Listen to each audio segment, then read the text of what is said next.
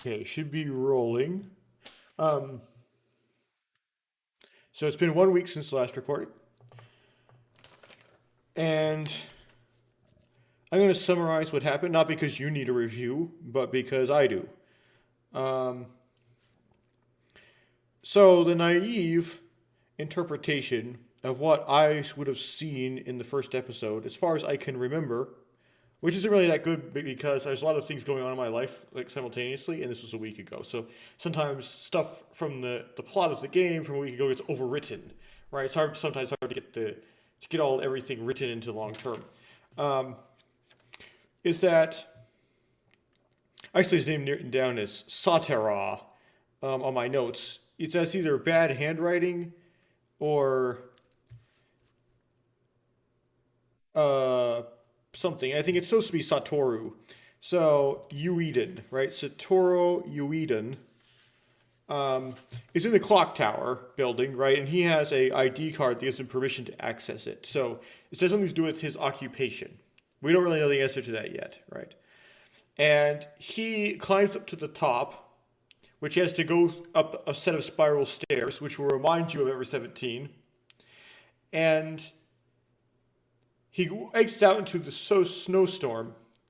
He sees behind him a silhouette of what he calls the Shadow, which, if we know from the opening crawl, is a nickname given in the opening crawl to Kaiko. Kaiko's probably a bad pronunciation. It's like Kieko, something like that. Who is the girl who performed the murders. And then he passes out right there on the clock tower. Yeah, again, the naive interpretation would then be he gets rescued by somebody. We don't know. It happens off screen. And he wakes up in the body of Kokoro, who's this woman who's studying Keiko, or Keiko, however you pronounce it. I forgot if it's an AE or an EA. And on her way to go to where Keiko is housed, she gets in a plane crash. The plane crashes.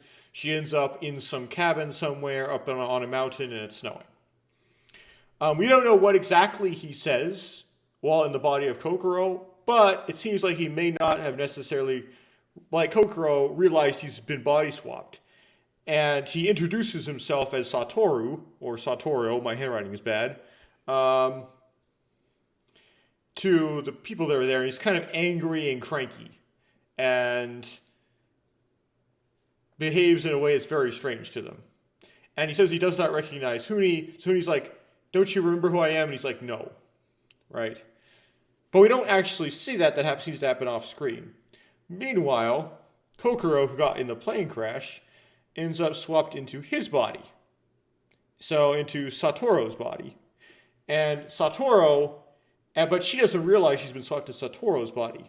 So she ends up, and she introduces this woman that the opening crawl calls the Great Mother. Her name isn't introduced in the game yet. Her name in Japanese is in the opening crawl, but I can't read it, so whatever. And in this facility, she claims to be Kokoro, and the Great Mother says, quote, Kokoro is dead. So you can't be Kokoro. Why are you claiming to be a dead person? And she gets really alarmed by that, like really worried. It's not like, you're crazy, you're funny. No, it's like, what are you doing? What's up with it? What are you scheming? As if she's really like paranoid. Like, she has some plan she doesn't want people to know about to do something. And that this person who she thinks is Satoru claiming to be Kokoro is indication to her that he knows what her plan is. And that's scary. We don't know what her plan is yet, but you would think, based on the precedent of other games written by these same authors, that it's to save somebody using some weird time trick, right? Anyway, Kokoro in Satoru's body in this facility, this Great Mother's house, finds Keiko. Keiko appears to be mute. The problem is that after she committed the murders, her body, or whoever was in her body, used her voice to say, the shadow has arrived. And there's a flash sideways, forward, back to her talking to some unknown boy where she says, I'm worried, like she has a speech about the person that is a danger to me is myself, right? We have scenes of her talking. So it's either she's not talking by some choice, whether some philosophical thing, or because of some logistics, like she doesn't want to be caught talking or something, or she lost her voice at some point, such as the murder personality would have like mutilated her or something, which is a scary thought, but it could be how the plot goes. Eventually, now Kaiko, when Kokoro introduces herself to her in the body of Satoru, says in writing, "There's many things I want to tell you, but first talk to Huni." That's interesting because Keiko seems to be expecting Kokoro. Like, she's not surprised Kokoro is there. That's important. And also, being the body of Satoru may alarm her a bit, because she was acting kind of funny on the introduction. Like, she's like pinning her up against a wall and such. So, but it's hard to tell. Her reaction isn't quite exactly what you would expect. Like, no, you're not Kokoro. That's not how she reacted. She acted a little bit differently. Which means that she maybe, like, has an inclination of body swapping, and she can understand that happens, which I'll get to later. Eventually, so Kokoro tries to introduce herself to Huni, but Huni's like, "You're not Kokoro, because you're in a man's body." And then Kokoro realized that she's in a man's body, even though for several minutes she's been in this man's body.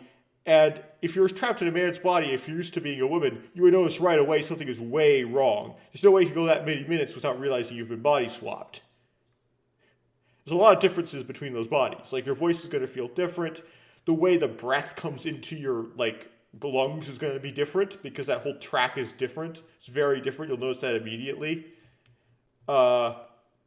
Your hips are going to be different in proportion, so your gait's going to be different. Like, if you try to walk like a woman in a man's body, it's going to feel weird. Maybe the excuse you could make is the body was in so much pain that it just kind of blended in with the pain. So maybe that's an excuse you could make. And like, your chest would feel a lot lighter if you're a man. You have more of like just a bare rib cage. And most importantly, the stuff down there would be very different feeling, so much so you could not ignore it. But anyway, somehow for plot reasons, it takes her several minutes to figure this out. Then they get swapped back, right? And then she introduces herself to the characters there in the cabin. It's somewhat implied that everybody but this man, which we know his name, but I forgot it. As usual, I have a hard time remembering names. And this woman and Uni are dead. But it cuts off the man before he can explain that. So it might be that they're not dead as a surprise, right? It's not necessarily nailed down. Because if it was nailed down, you'd think that they would tell us that, right? But they haven't. So that suggests that it may not be. Now, the reason why I say that's a naive interpretation is that there's this conflict with Uni. That is, Uni appears to be alive in the cabin, which the stars the plane crash were in, and he also appears to be alive in the Great Mother's house. There's two Unis. Well, there's ways you can kind of like quick explain that. You go, oh, okay, this is one of those plots where people can time travel and copy themselves. So one of them is traveled back in time or something. However, I've never, in all my Kotaro Uchikushi game familiarity in playing, I've never encountered a plot like that. He tends to avoid those kind of plots. And so I wouldn't expect that to be the case. Based on, now there is a expression, a good, illusionist never repeats a trick. The reason is you repeat the trick, then people will catch on to it, right? So you would think they'd try to do something different than they did in Ever 17. However, he might not. Like Ever 17, for example, tried to do something different than Never 7. It tried to make you think there was a time loop by Tsugumi saying things like, "Oh, you're doing this whole thing all over again," and Hokuto having premonitions and things. But it turns out that it's not a time loop, but it just has things that distract you into thinking that it was what was the same thing as the previous game was doing. That might be going on here, so it might be tricking me. It might be trying to make me think that it's doing something like the previous game, but it's not. But if you try it, but just for the exercise, if I were trying to apply my knowledge of Ever 17 to Remember 11, I would say that how you resolve the conflict of the same character appearing in two different places at the same time is it's not is you break one of those implicit assumptions. And the implicit assumption you can easily break is that it's at the same time. Meaning, when Kokoro and Satoru swapped places, they didn't just swap at the same time different places. They also swapped times. So we know that Kokoro, her storyline is happening on February 1st, 2011. We know there's a title card going into the first chapter that says it's August 1st, 2011. And so there's this conflict here of, let's see, March, April, May, June, July, August, 6 months. So that would suggest that maybe when the body swap happened, Kokoro jumped 6 months into the future. And that has some implications. So one is, when Uni says that he's looking for Kokoro, he may not know that Kokoro died. But he's still saying, I'm looking for Kokoro 6 months later. It's going to be about 6 months since Kokoro died anyway, because usually these plots go like 7 days. So you'd think that Kokoro, if she dies at the end of this, is going to die in 7 days. So what I would assume is that Uni's referring to a different death of Kokoro than her dying in the plane crash. It's a death that she dies some other way, like 6 days later. Like at the conclusion of this route, right? But she's still saying, I'm looking for Kokoro. He's still saying, I'm looking for Kokoro 6 months later because he maybe doesn't know that she's dead. Or, I don't know, something happened. It might be a plot stretch. It might be kind of stretchy writing. Something like that. And, of course, it also suggests that Kokoro dies at the end of this, just like Takeshi dies at the end of his routes. And that the Great Mother is doing something to try to save Kokoro somehow. Maybe. That's her plot, because you take that's Ever 17 back in. And it also kind of warps back around, when does the clock tower thing happen? Because you kind of assume that, like, Satoru, or whatever his name is, or Satoru, was rescued from the clock tower and brought to the Great Mother's house. But maybe there's a time skip. So, yeah, we might have jumped to the end there and just not realized it. At the end of the last recording, I suddenly was like, well, if there's body swapping in this game, and Kaiko has split personality disorder, then maybe she doesn't really have a split personality. What she has is someone swapping into her body. And if someone swaps into her body, the person who swapped into her body said the shadow has arrived. And the only other person we know of who's used the language, the shadow, is Satoru. So I had this assumption that Satoru may be the murderer. He might be swapping into Kaiko's body. However, but they don't imply he would know that body swapping is a thing because he swapped bodies before. So his reaction, he swapped into Kokoro's body. That would have been, he might have reacted like, I know what's going on, more so than how it's implied he reacted by the other characters. I'll have to think that through. Okay, that was a lot of talking. It was like 13 minutes of talking. Time to get back into the game, I guess. Yeah, I don't remember this super well. I'm sorry about that. And this is a game that's really intricate in its plot, so it's kind of important to be really vigilant about remembering things. So, that's not good. Okay. Let us load this one save that I have. So the Animus and the Anima, the Animus is, one of them is Satoru, one of those is Uni. Don't remember which is which.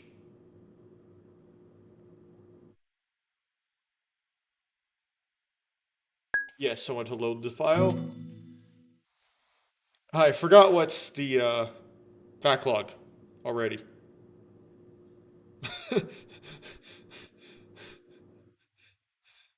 I forgot which key. Great. I should have written it down. Because I'm going to inevitably want to use the backlog at some point. Alt? No.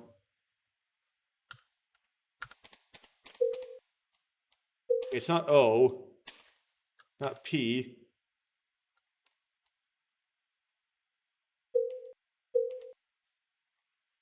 P just advances, it appears. It's around 10 p.m. Let's see. Ah, so it's J. Okay. Okay, I'll say J is backlog on my notes so I don't forget that. Okay. Struggling to suppress my wild thoughts, I tried to convince myself of this. To try to convince herself that the dream being real is not true. That she really can't body swap, although she's thinking body swapping. Which suggests that there might not be body swapping, but I'm pretty sure there is.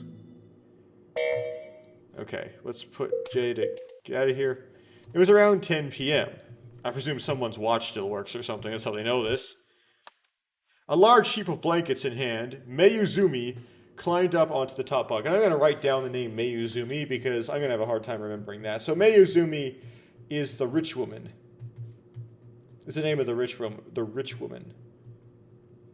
Who's kind of a Karen.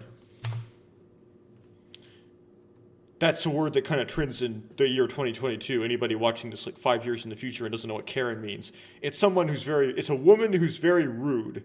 Specifically says things like, I'd like to speak to your manager. That might be very time-sensitive slang. Now, there was a woman lying with her back toward us in more ways than one. The kind of person that would stay in bed just to show everyone how much she detested their company. I wasn't sure if she was really sleeping or not. She may have just had her eyes closed. You can tell if you, listen to their breathing. Anyway, in any case, without so much of a sorry or a good night, this woman shut herself away in her own little world. Naturally, there wasn't anyone who bothered to ask her what she was up to. To tell you the truth, I myself was a little relieved that the troublesome one had decided to settle down. それじゃあ、始めようか。 So I'm going to write down, because I didn't remember this, Yogomi was the name of the man that smokes. Is smoking a big thing in Japan? I wouldn't think so, because they're so health conscious. Smoking is just something that just kind of triggers me, because why does anybody still smoke past the turn of the millennium? Who would do that? Who would start smoking? I can understand if you were smoking already why you keep smoking, because it's very psychologically, it makes you very psychologically dependent. You get severe withdrawal if you don't smoke, right? But why would anybody start? Why would you even consider? Anyway, it's so inconsiderate to the people around you. So anyway, Yogomi has been judged. He's this guy, this horrible person now. I don't care what he does in the game, he's just a horrible person. Because he smokes. Anyway, well then, shall we begin? As if prudently choosing his timing, Yogomi quietly opened his その mouth. 前に言っておきたいことがある。 There's something I'd like to say before I どう begin. か気を落とさないでくれ。 Please, don't lose heart. 僕らはまだ望みを失ったわけじゃないんだから。 There is still hope. He carefully chose his words as he continued solemnly. HAL18 便。 Flight HAL-18. それが僕らの乗っていた小型旅客機の正式名称だ。 That was the name of the small passenger aircraft we 飛 boarded. 行機は乗員乗客31名を乗せ、一路日本列島の最北端、稚内を目指していた。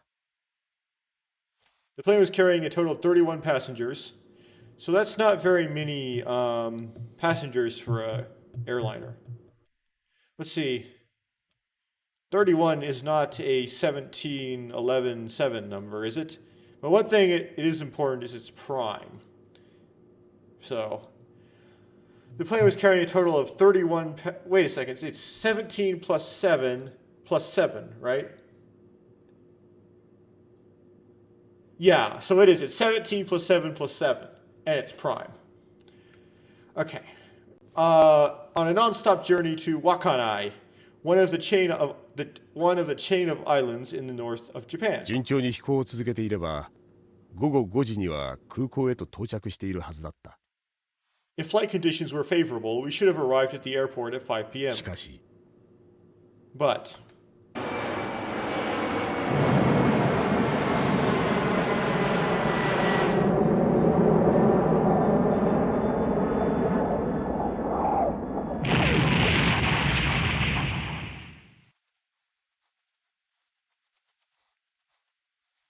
okay, January 11th. So we're going back. So we were at February 1st, right? Oh, well, I'm all confused now. All right, 111. January 11th, 2011, 4:08 p.m. Flight HL-18 crashed deep in the snowy mountains. Okay, so I guess we're on.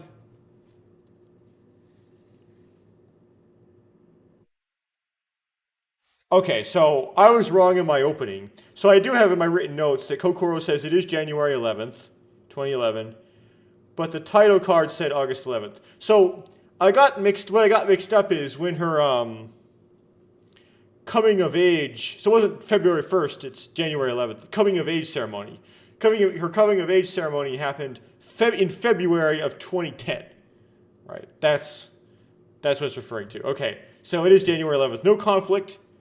No plot. Nothing plot interesting about that. Just me being wrong.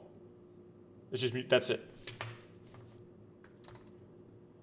I, who had regained consciousness after being thrown out of the plane, began my search and rescue efforts for survivors. A snowstorm was raging all around. Sunset was drawing near, and I could barely see past my nose. Still, I didn't give up. The fact that I was all right meant that there had to be other survivors as well, I thought. It was not a feeling of obligation or a sense of justice which kept me going. I was spurred on by some unexplainable instinct. Imagine that you're Yogomi and actually talking like this to Kokoro. Before long, I found two women among the scattered rubble, which would have been, are these going to be Maguzumi or Kokoro, or just people that were dead? Okay, Mayuzumi, Lin, and you. Having lost consciousness from the shock of the crash, you were laying beneath the caved-in ceiling, your head hanging limp. Even when I shook you by the shoulders and slapped your cheeks, you showed no sign of coming to. Mayuzumi, on the other hand, was conscious. She stood up on her own, mumbling something deliriously, and started aimlessly walking into the downpour of snow on her unsteady feet.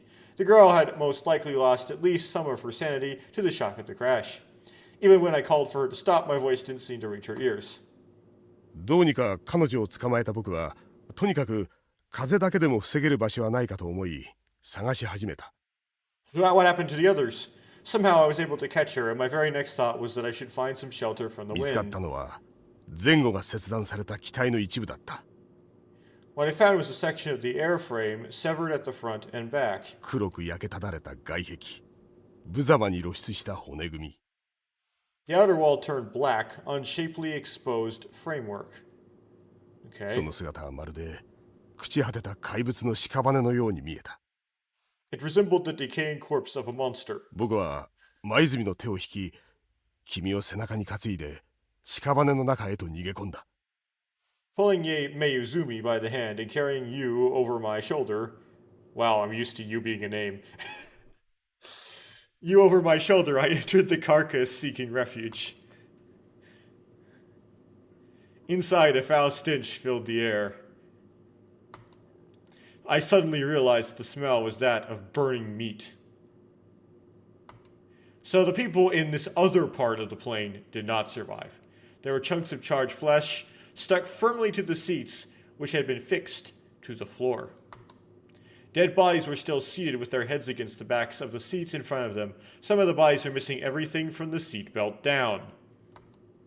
There were blood stains, scraps of flesh, and entrails splattered against the windows. There was one corpse that seemed comparatively unharmed, but it stayed motionless, frozen solid like a plaster sculpture. The only word that could describe the disastrous scene was hell.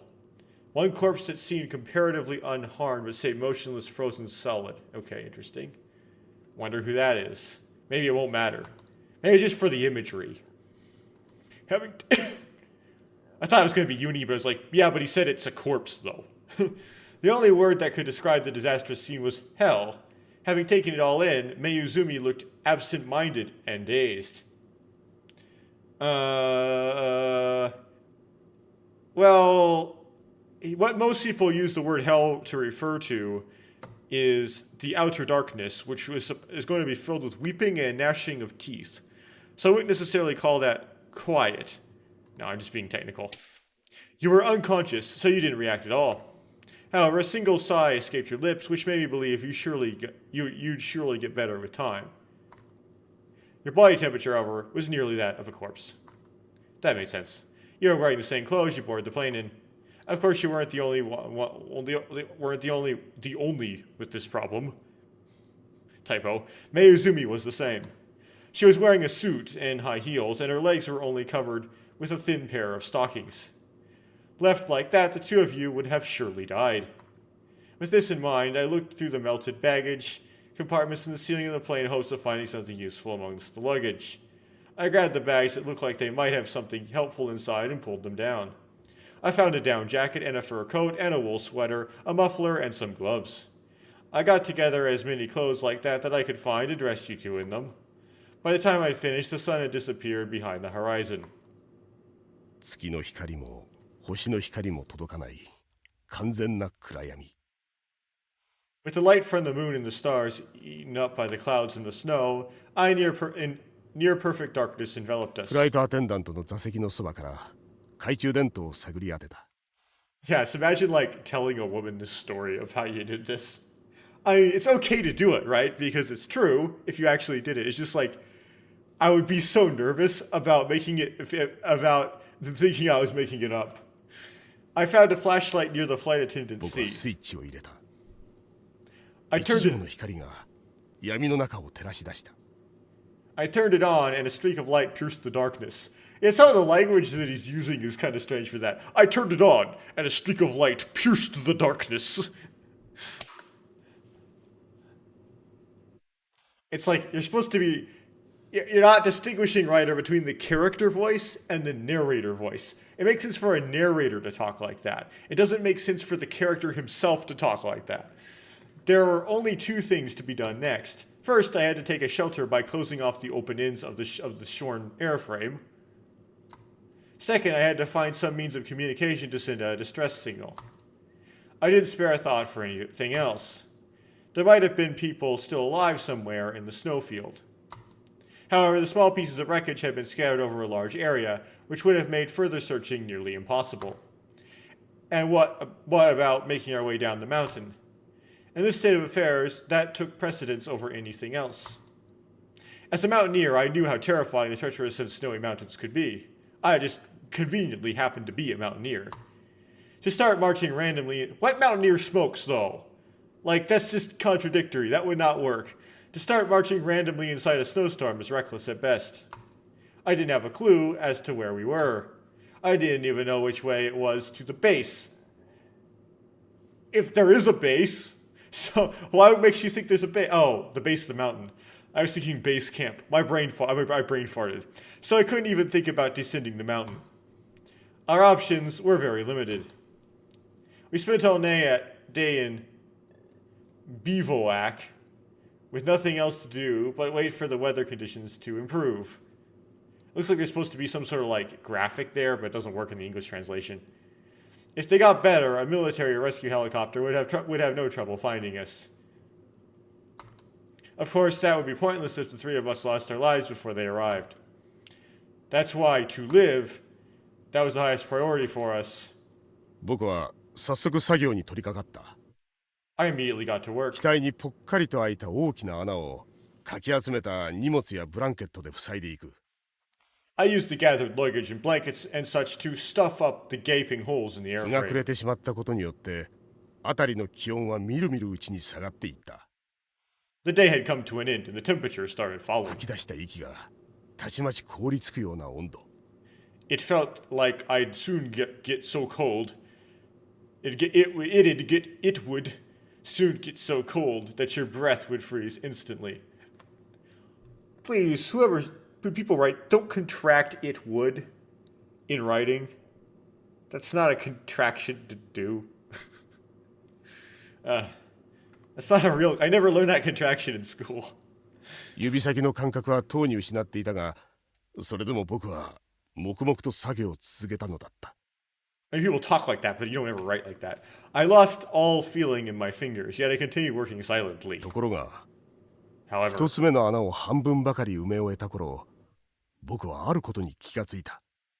as I was covering up one of the holes, I noticed something. 舞澄がいない。 Mayuzumi was gone. どこを見渡してみても彼女の姿がなかった。 No matter where I looked, she was nowhere to be seen.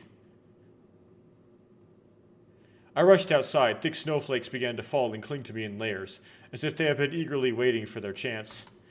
I bent double to avoid this attack, pulling my hood close over my eyes, and began searching in the darkness. The piled up snow beneath my feet was immeasurably deep. But thanks to that, I could see the trail broken by Mayuzumi's rustling through. With torch in hand, I turned to find more traces. I could barely see a thing. In the middle of the snowstorm at night, the light of a pocket flashlight was almost useless. Sometimes they translated that torch. As I tried calling out at the top of my lungs, the roaring of the wind would effortlessly drown out my voice. I couldn't waste another moment if I wanted to find her, as the traces that she left behind were quickly beginning to be filled with snow. I jumped into the snow. My body began to move without a second thought. I pushed on, parting the fallen snow before me. Blinded by a myriad of snowflakes, I single-mindedly continued to pursue her trail. After marching on for about 10 minutes, which is a long time in these conditions, I finally caught a glimpse of her. She had collapsed face down in the middle of a large snowfield. I had no idea why she would do something so foolish. You would frostbite your face, too, really quickly. Losing her cool and giving in to panic, she may have thought it doesn't matter where I go, I just need to get away. Anyway, she had made her way here and probably collapsed from exhaustion. I brought my ear closer to her mouth. I could hear her breathing just barely. I quickly put her on my back and started making my way along the path I had made coming here. And I presume this is when he sees the cabin, right? いくら体重の軽い女性とはいえ、人一人を背負ってのラッセルは想像を超えて過酷だった。 Even if it was only the body of a single light woman, trying to rustle through while carrying a person on my back was unthinkably difficult. 腰まで埋まるほどの新雪が僕らの行く手を阻んでいた。 Our path was hindered by the now hip-deep snow. 一足を踏み出すことさえ至難の業だった。 It became virtually impossible to take another step そう forward. している間にも吹きつける地吹雪は容赦なく体温を奪っていった。 And when we stood still, the snow blowing up at us from the ground was mercilessly robbing us of our 四 bodies. 肢の感覚は完全に麻痺し、指先は太い針金のように凝固していた。 My limbs had become completely numb. My fingertips, if I could feel them, would probably feel like pieces of thick solid wire. 進めども進めども、周囲の景色は一向に変わる気配を見せなかった。 We pushed on and on, but the surrounding landscape didn't show any signs of change. どこまで行っても呪われたように黒濁した空間が広がっているだけだった。 No matter where we went, the darkness spread endlessly through the space around us like a curse. It's like the drifts. Before long, I lost sight of the path. The markers I had left behind had become buried in the snow and were indiscernible, like the drifts. My legs had become completely stuck. I couldn't take a single step further. ここまでか。 So, this is it. I knelt down on the snow. I knew that this would happen from the moment I set out. If you walk out into a snowstorm, then it's only natural that you lose your way. But even then, I never once thought of turning back. Why is it that... It might have been that bringing back Mayuzumi was just an excuse, when in reality I wanted to meet my end here. 遅すぎたのさ。何もかも。 It's too late. Too late. No matter where I looked, the desolate barren plain was dyed the color of death. This world ruled by despair and emptiness was rejecting my life, and the act of breathing was regarded by it as a sin. The sharp pain running through my entire body was a sure testament to that. With Mayuzumi still on my back, I collapsed in the middle of the snowfield. 待たせてすまなかったな。 Sorry for the long これ wait. でやっとお前のところに。 Now I can finally join you. This is where Uni shows up? お父さん。お父さん。 Oh.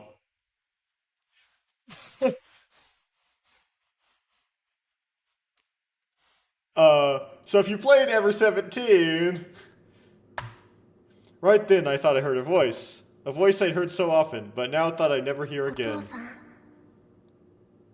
お父さん。 I knew it had been an illusion. But would you translate watosa as dad, though? Wasn't that a little bit more formal? Like father? I knew it had to be an illusion. Faced with death, my consciousness was breaking down. It felt like it was a voice of a spirit come to haunt me. However, I couldn't help but try to confirm it. Having gathered the remainder of my strength, I strained my throat and raised my nearly frozen body to its unsteady 純 feet. 一純一なのか Junichi, is that you? お父さん、こっちだよ。 Dad, here, こっ here. ちに山小屋があるんだ。見つけたんだよ。 There's a mountain cabin here. I found it. So Uni is...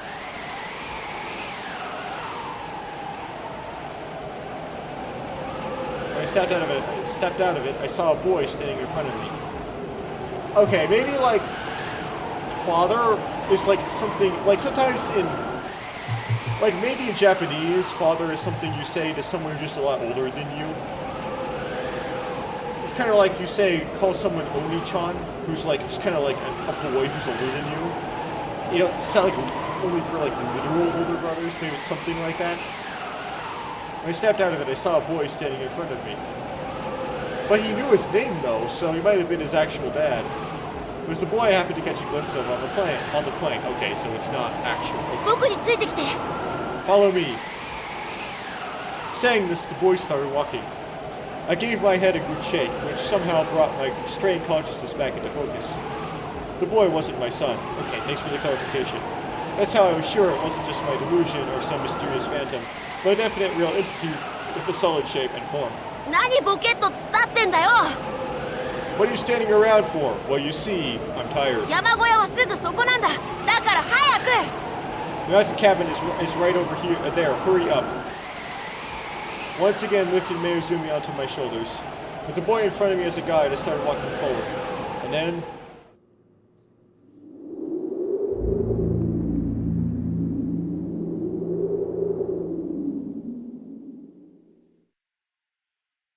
Gogo 7時16分 7:16 p.m. 3 hours later. Whoa. 墜落から3時間を経て僕らはようやくこの小屋へとたどり着いた 3 hours after the crash, we had finally reached this mountain 言 cabin. うまでもなく僕らを導いてくれた少年とはユニのことだ This goes without saying that the boy who guided us here was Uni. あの時ユニが来てくれなければ僕と黛は今頃冷たい雪の下で眠っていたことだろ If Uni hadn't come then, right about now, Mayuzumi and I would probably be peacefully enjoying our final sleep under that ういわ snow. ばユニは僕らにとっての命の恩人だった You could certainly say that Uni was our savior. 残念ながら当時意識を失っていた黛にはその実感がないようだけれど It's unfortunate that Mayuzumi, being unconscious at the time, still doesn't seem to understand this.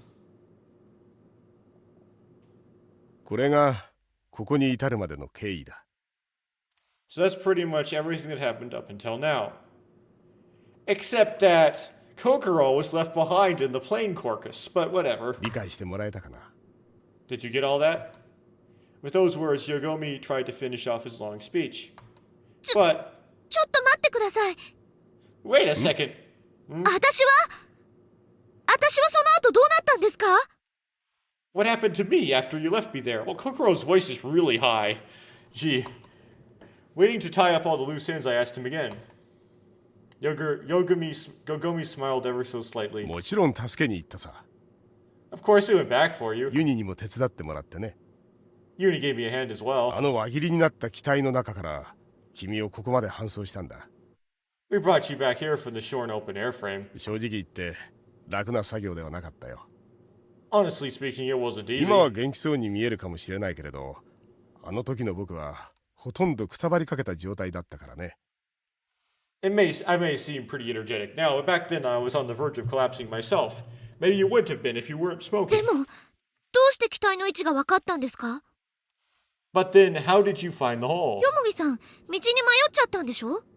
You said you got lost, didn't you? ユニが知ってたんだよ Uni knew the way. ユニが Uni did. I turned towards Uni. Behind Yogomi, Uni was sitting in the spot where Mayuzumi had been camped out until shortly before. As his back is to me, I can't see his face. I didn't know whether or not he'd been listening to our conversation either earlier. なんでユニが墜落機の場所を How did Uni know where the airframe was? 彼はコンパスを持っていたんだ。 He had a compass on him. コンパスって方位磁石のことですよね。 Compass? As in the magnet that you use to tell direction? Wait, Kokoro doesn't... has to ask that? ああ、 Yeah. 墜落の衝撃によって機外へと放り出されたユニはある一定の方角に向かって歩き始めたらしいんだ。 Uni, who had been thrown out of the plane, had immediately started walking in a straight line away from the crash site using his compass. あの状況においては適切な判断だったと思うよ。 I think it was a sound judgment, all things considered. 何しろ周りには風を遮る場所さえなかったんだからね。 Seeing as how there was no place that would have sheltered him from the wind. その場にうずくまっていれば誰かが助けに来てくれるというような状況でもなかったわけだし。 And it wasn't a situation where help would arrive if he stayed still and waited. だから彼は歩き始めたんだ。 That's why he started walking. と言ってもデタラメな方向に向かって闇雲に進んでいったというわけではない。 Of course, he didn't just wander きちん around. と目標地点を定め歩数を測りながら彼は吹雪の中を歩いたんだ。 Perhaps confirming the position of his destination and the number of steps he started walking in the snowstorm. そうすればその方角に何もないと分かった時元の地点に引き返すことができるだろう。 If he found nothing in the direction he was heading, he would simply go back to where he started. 大したもんだよ。 He sure is something. とても11歳とは思えない判断力だ。 His judgment isn't like that of an 11-year-old at all. ユニはプロの登山家である僕なんかよりもよっぽど冷静だったってわけさ。 Uni showed an admirable composure, even more than that of a seasoned mountaineer like me. A weird feeling of suspicion, perhaps, started welling up inside me. I found myself unable to blindly admire Uni's efforts. Things like Uni conveniently having a compass, and not losing his cool after the shock of the crash. If you put it all together, you couldn't help but think there was something unusual going on. Like he knew it was going to happen because it happened before. まあとにかくそんなわけでユニは偶然この避難小屋を発見するに至ったんだ。 Well, anyway, searching around like that, Uni coincidentally, discovered this shelter cabin. ここで重要なのは彼が自分の歩んできた方角とここにたどり着くまでの歩数をちゃんと覚えていたということだ。 What's important is that he remembered the direction that he had walked in, along with the number of steps he took to arrive here. だからこそ僕らは And that's why 私 we... が取り残されていた墜落機の場所を特定できた。そういうことですか You were able to find the crash site where I had been left behind. Is that 何 it? か気になることでも Is something bothering いえ you? 別に。 No, not really. I said that, but in reality, innumerable things were still bothering me. In today's conversation, nobody had mentioned even once how Uni managed to find Yogomi and Mayuzumi.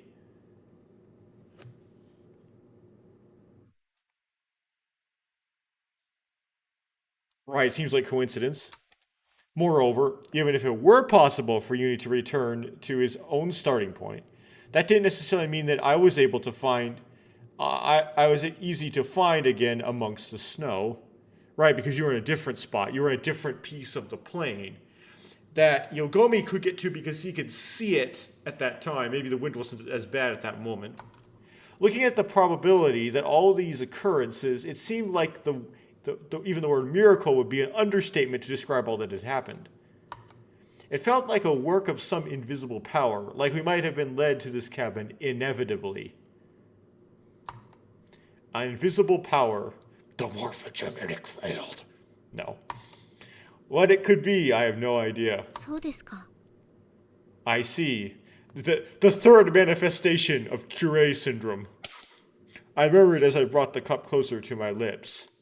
The chamomile tea inside had become cold by now. そうだ。 Oh, that's 大 right. 事なこと言い忘れてましたね。 I forgot to say something important, didn't I? Once it hit me, I lowered my head. Wiping my lips and correcting my posture, あ I りが spoke. とうございます。 Arigato gozaimasu. No, thank you. That's just a phrase. That's just like a phrase book word. え Eh? お礼ですよ。 I'm showing my 助け gratitude. てくれて本当にありがとう。 Thank you very much for saving me. やめてくれよ。そういうのは苦手なんだ。 Hey, cut it out. I'm no good with heartfelt thanks and stuff. それに俺なら彼に言った方がいいんじゃないかな。 Besides, if you want to express your gratitude, shouldn't it be to him? Yogomi stuck his thumb and pointed it towards Yuni, who was sitting behind him. I stood up and went closer to Yuni. Yuni had curled up into a ball in front of the stove. The way he held his head made it difficult for me to see his face. I squatted down beside him and Yuni? spoke. Yuni? ユニ Yuni? Yuni didn't reply. Leaning down, I lightly shook him by the shoulder. I took a peek at his face. Crouched in place, Yuni was breathing evenly in his sleep. ユニありがとう。 Yuni, arigato, which means thank you, by the way. It's like, at least I know that arigato means thank you. I said in a soft voice. In reality, I felt like I wanted to hug him from behind and roll around with him on the floor. I was overcome with a feeling of gratitude, one that could not be conveyed by thousands or even tens of thousands of words. That we're alive right now is all thanks to him. Yuni and Yogomi. I gently embraced Yuni's body and laid him down on the bottom bunk. I placed several blankets on top of him and then a few more for good measure. Yuni tossed a bit in his sleep as he mumbled something. I quietly removed his glasses. さてと Now then. Holding Yuni's glasses in my hand, I wander aimlessly around the cabin. The emotions welling up inside me, seeking an outlet, are driving me to walk around in circles.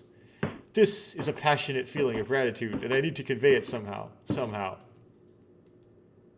But who? Well, of course. よもぎさ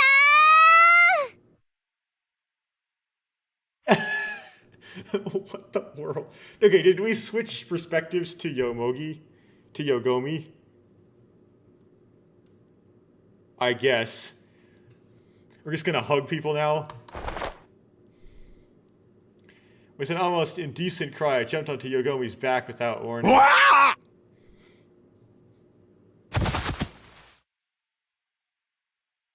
Our limbs entangling, we tumbled, rolling around on the floor. んよもぎさんよもぎさん Okay, so Kokoro is very huggy. Which I guess is not a Japanese stereotype. I don't want to. Stereotypes are dangerous, but I thought it was. Japanese people have a tendency to end up touching each other just because the facilities are so compact, they're used to it.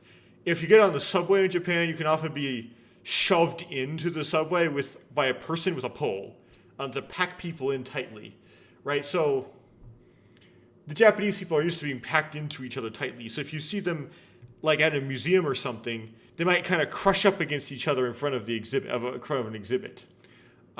More so than like someone from the United States, perhaps. But they're personally not very. They don't really do it intentionally. Like they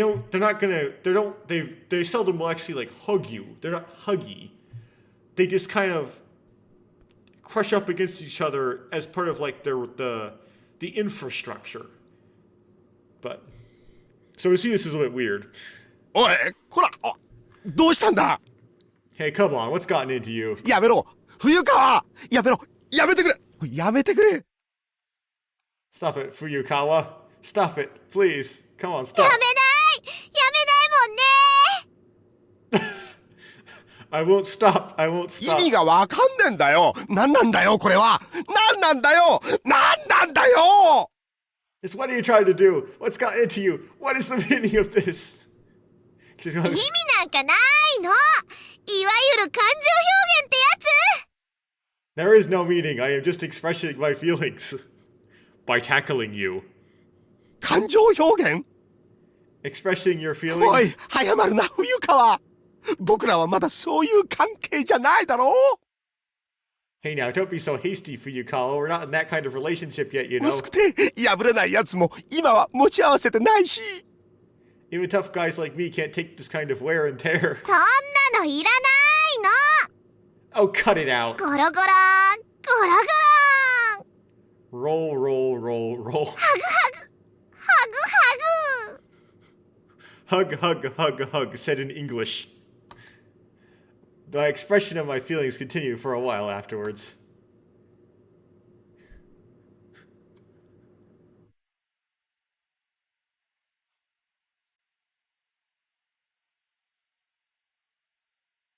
What? No. They're not gonna... Again, if you ever played Ever 17... 落ち着いた Falling か。 into autism. Well.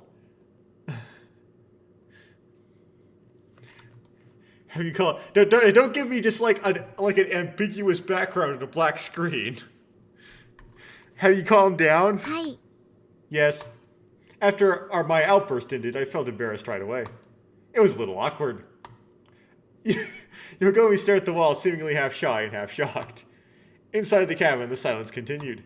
I drank the last of the chamomile tea and found myself with nothing else to do. 抱きつき禁止。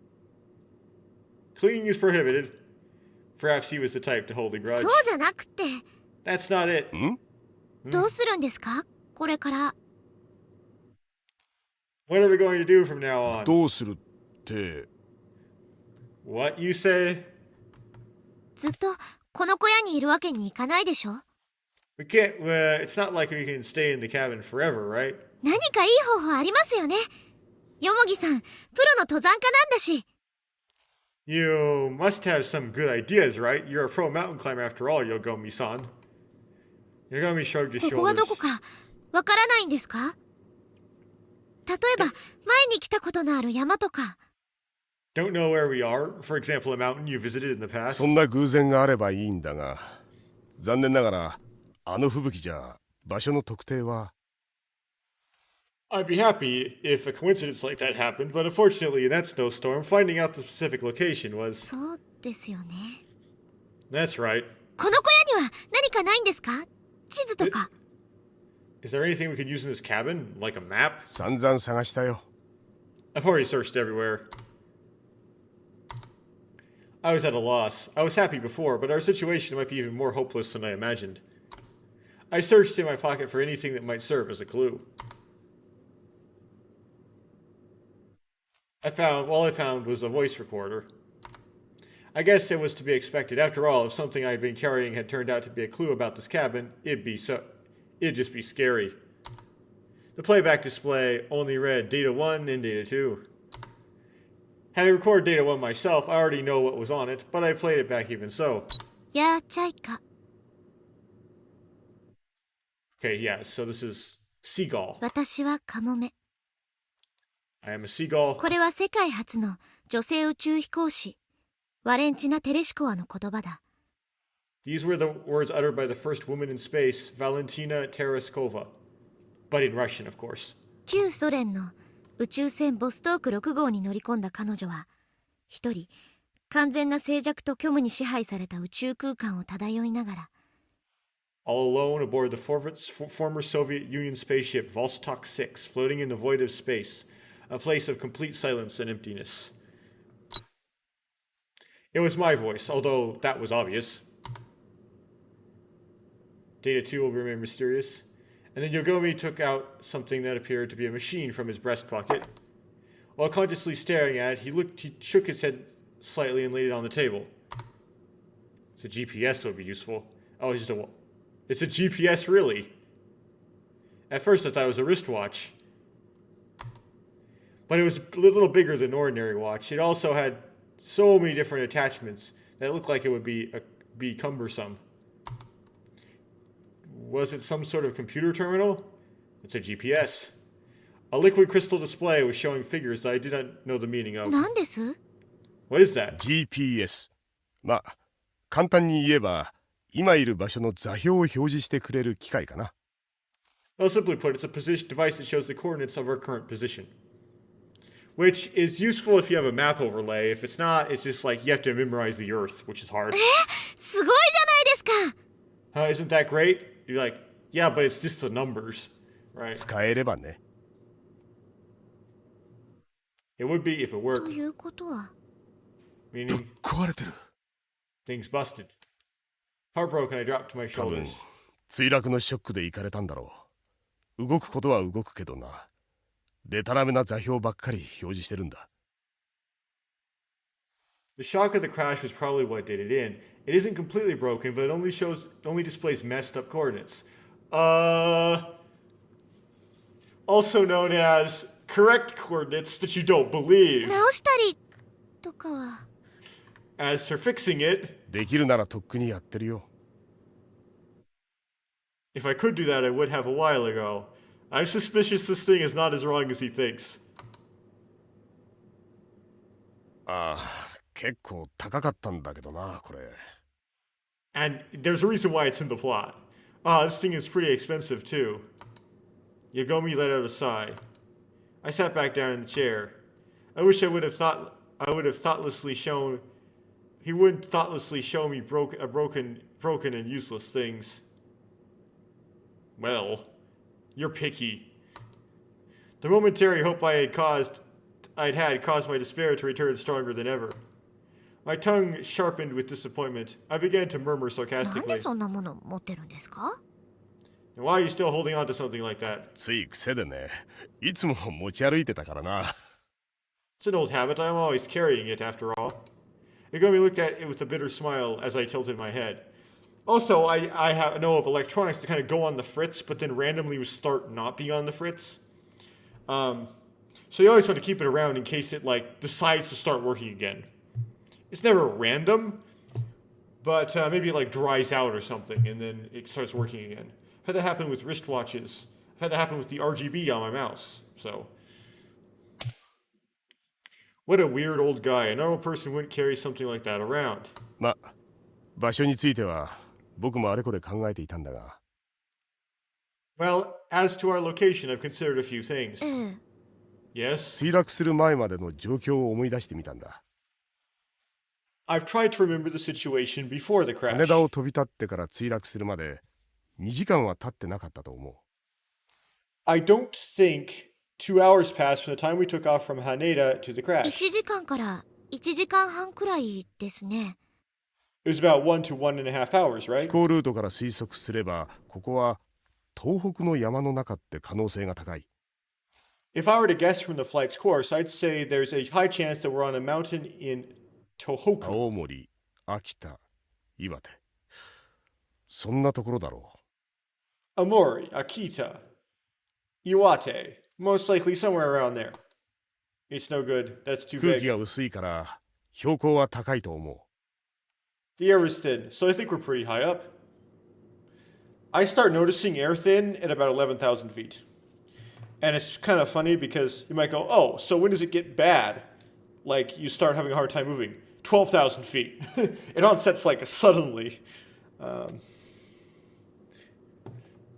救助が来るのはしばらく時間がかかるかもしれない。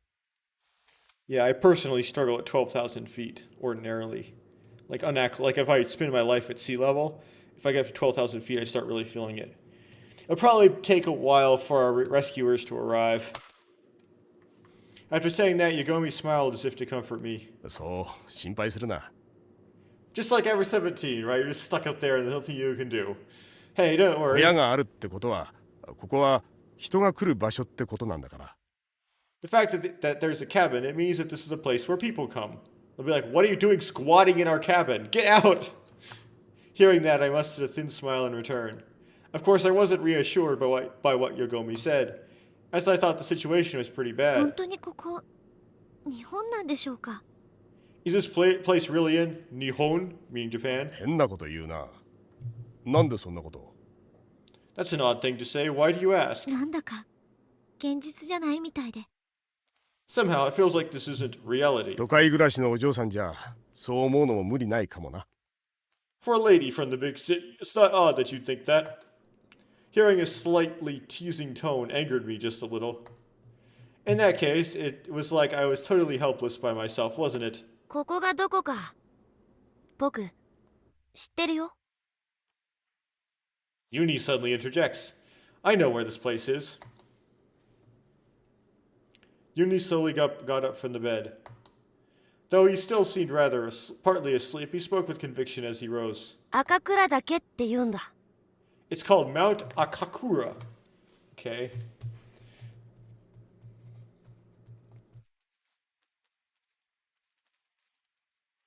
And when you encounter something like this, I know this is kind of long on like a recording, but I Google it. Yeah, what you should do is immediately Google Mount Akakura.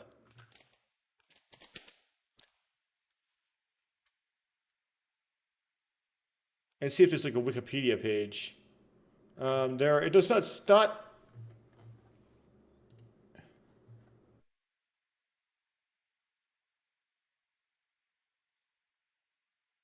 So it's in Amori. Okay, so it is a real. So I don't have to spend time while recording to read some of this stuff, but it appears that it is a real place. Now that's Mount Iwaki. See here. It appears it is a real place, though.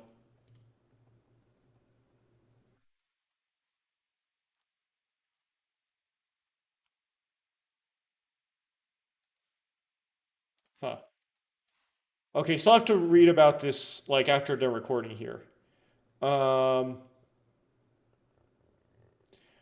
But it appears to be a real place. So, interesting. Although it seems to be not very remote, though. Like, he keeps getting results that say it's a ski resort. Which suggests it's kind of, like, well-traveled. Eh? Huh?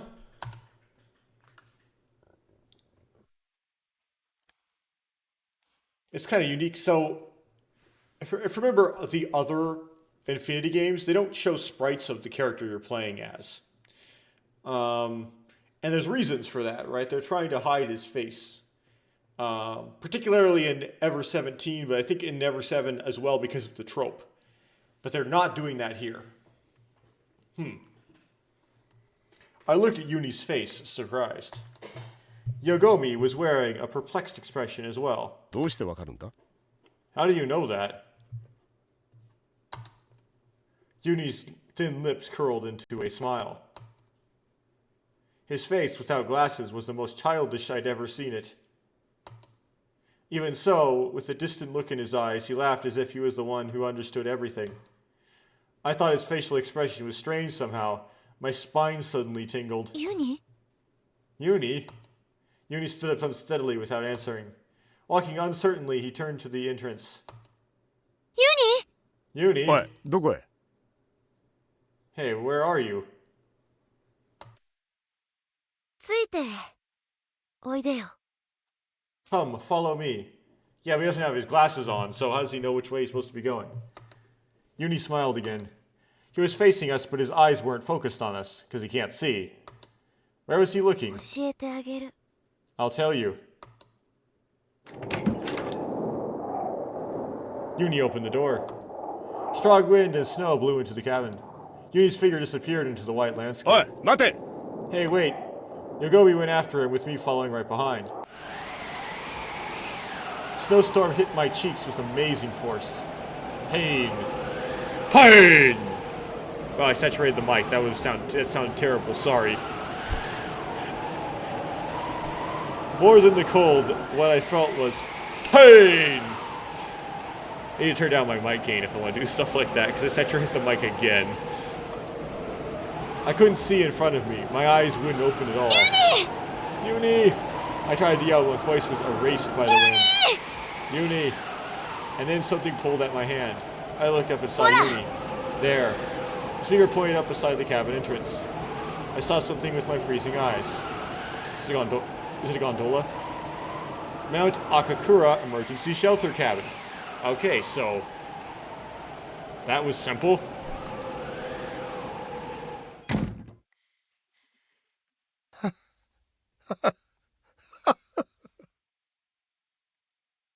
大したからくりだったな。吹雪のせいで全く気づかなかった。お手柄だ。That was quite a trick. I didn't notice at all because of the snowstorm. You got へ me. ん Yeah. もう湯に行ったらびっくりさせないでよ。 Jeez, you don't scare me like that.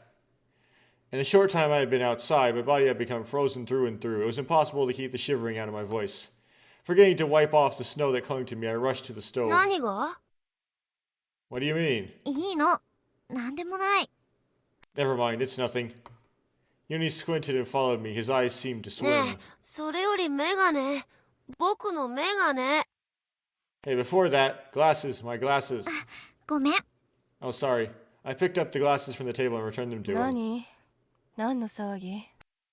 What's all the fuss about? Miyazumi had gotten up. Yagomi explained to her about figuring out where we were. それなら脱出できるのね。 That means we can escape now, right? 脱出？ Escape? 場所が分かったんでしょ？下山できるじゃないの。 We know where we are, right? We can climb down now, can't we? It certainly felt like what she said was overly obvious. It's like, no, just because you know the name of the place doesn't mean you know anything else about it. いや、無理だ。 Like how to climb it. There's ants in my house. Anyway, continuing. No, it's impossible. なんでよ。 Why? 分かったのは山の名前だけだ。僕はここに来たこともない。 All we know is the name of the mountain. I've never been here before. 下山ルートは分からない。 We don't know the route down. Mayuzumi pointed in Uni's direction with her chin. そこのガキがコンパス持ってるんでしょ？ That brat over there has a compass, right? それを使えば。 If we use that. Seeing the conversation between Yogomi and myself earlier had reached her ears all right. Well, it's like, just because you have a compass doesn't mean you know which way to go. Right? It just tells you which way is north, not which way to go. North may not be the right answer. However, Yogomi shook his head and glared balefully at the コン doorway. パスごときでどうにかなれば苦労しないさ。 If we could do something just because we have a compass, you wouldn't be having any この trouble. 吹雪の中を歩き回るのは自殺行為だ。 Walking around in that blizzard would be suicide. おとなしく救助を待つのが得策だ。 Waiting quietly to be rescued is the best plan. Huh. Displeased, Mayazumi let out a snort and again retreated to the top bunk. Continuing her nap, maybe. I kind of understood how she felt. We now know the name of the mountain we're on, but that didn't lead to any sort of solution at all. I continued to try to think of something else we could do. However, everything I thought of, Yogomi had already tried. It seems there was no method to establish contact with the base of the mountain. Fortunately, the cabin's basement still had a decent stock of firewood remaining. If there is some fire remaining, then we're all right when it comes to water. We just have to melt some snow. It wasn't a great amount, but there is a supply of food stored in there as well. If we ration it with 4 people, we can endure for 4 days, said Yogomi in an attempt to keep my courage up. 4 days. Okay, so that's less than 6 days. After that, all we can do is wait patiently for the blizzard to stop and the rescue team to arrive. ねえねえ、お腹すいたよ。 Hey, I'm hungry. そうだな。飯にしよ That's right, let's eat. 手伝います。 I'll help. う。手伝うことなんて何もないよ。There's nothing you can really help with. It's all add water and stir stuff. While laughing, he picked up the cardboard box in the corner of the room. I followed behind him. I peeked into one of the 3 cardboard boxes that were there. Inside were a number of little packages, each smaller than a fist. They were freeze-dried emergency provisions. There were stew, seasoned porridge, and rice. I took one into my hand and checked the expiration date. It seemed to be totally fine. It seemed freeze-dried food could be preserved for up to 10 years. I'm thankful for the wisdom of mankind. Besides those, we found some hardtack biscuits as well. Ow. I have eaten hardtack. The good stuff is, you can cheat with it. Like, I've eaten the good hard stuff hardtack. It's not as hard as you would have thought reading the history books, but it's still pretty hard. Feeling slightly nostalgic,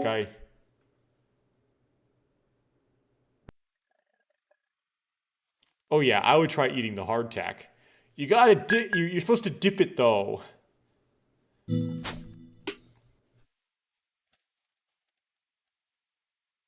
I opened the packaging and put some of the hardtack into my mouth. There was no taste at all. How did you read that? So, con pawn. Con pawn. This is very delicious emergency rations. Written in English.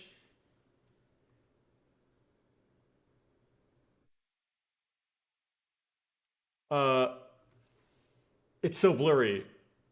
Emergency rations, and as for this, there is a calorie of adult 2. Huh, okay. The moisture inside my mouth was sucked away, drying it out completely. まず Yuck. There are emergency rations, so I guess that was to be expected. おいおい、貴重な食料なんだからもっと大事にしてくれよ。 Hey now, they are our precious rations, so value them more. That's right, we only have 4 days worth of food. ごめんなさい。 I'm sorry. あーいいなココロン、僕も食べたい。 Lucky you, Kokoro, and I want some too. ダメだ。これは没収。 No, wait, this is compensating. Okay. ケチ。 Stingy. You can only place the biscuits back in the cardboard box. You only pulled out an aluminum pot from the box beside it. It seems somewhat flimsy, but if all we'd be using it for was heating things, then it was just fine. Again, it's better to use a titanium pot. It's much harder to clean a titanium pot than an aluminum pot, but you don't have to worry about the health concerns of using aluminum. それじゃあこの鍋に雪を入れてきてくれ。 Well, then please put some snow into this pot. わかりました。 Got it. 僕が行く。 I'll go. Uni snatched the pot from my hand. もう、ユニ Jeez, Uni. Ignoring my cry, Uni walked nimbly to the entrance. When he opened the door, another freezing gust blew in. 寒いぞ。 It's cold. Izumi complained from her bed. Inside the cabin, the wind swirled the snow it was carrying around. Carried by the wind, a newspaper flew out of a box and fluttered in the air. I picked it up without a second thought. And then one of the articles inside caught my eye.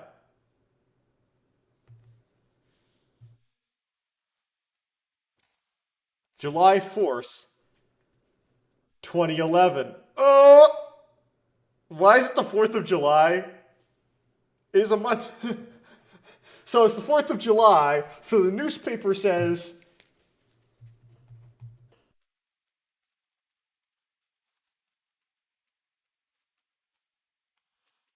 July 4th, 2011. This is really complicated. That puts a big wrench into my theory because I would have thought that it really was January 11th and she time traveled when she body swapped forward to August 1st or August 11th or whatever. But she's actually there on August 1st or August 11th. I forgot which August it is, right? She's all the way there already. So where did those 6 months go?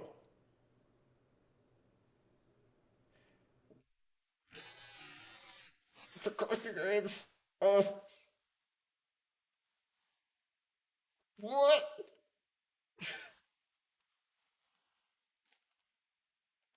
Did this happen before?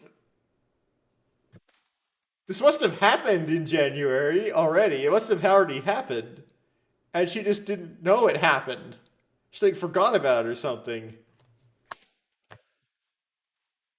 3 decomposed male and female corpses found on Mount Akakura. Missing passengers from the HAO crash. My throat went dry. My heart was pounding like a hammer. It wouldn't calm down. It's strange. Something was strange. There was something wrong with this newspaper. Date. Yes, it was the date. Today's date in Heisei 23 In other words, it should be January 11th, 2011. However, the newspaper is dated July 4th, 2011. That shouldn't be. It's impossible. My breathing became pained. I have no idea what's going on anymore. My wheezing sounds came from my throat. It was like my body wasn't my own. The hand holding the newspaper was trembling. Even so, I frantically read the article. So I'm saying August 11th or August 1st. I could probably verify exactly which. Where do they write where this? August 11th. Okay, August 11th would be the date. Even so, I frantically read the article. The Aomori Prefecture Police announced the recent discovery of the remains of 3 men and women on Aomori's Mount Akakura, believed to be victims in the crash of Flight HAL-18, which claimed 27 lives last January. Right, these are the remaining. The remaining 4 are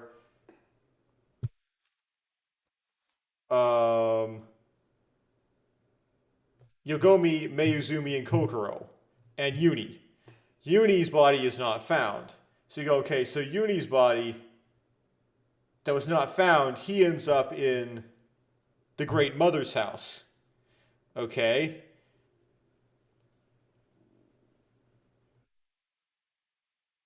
And then the Great Mother figures out a way to recreate the scenario in August.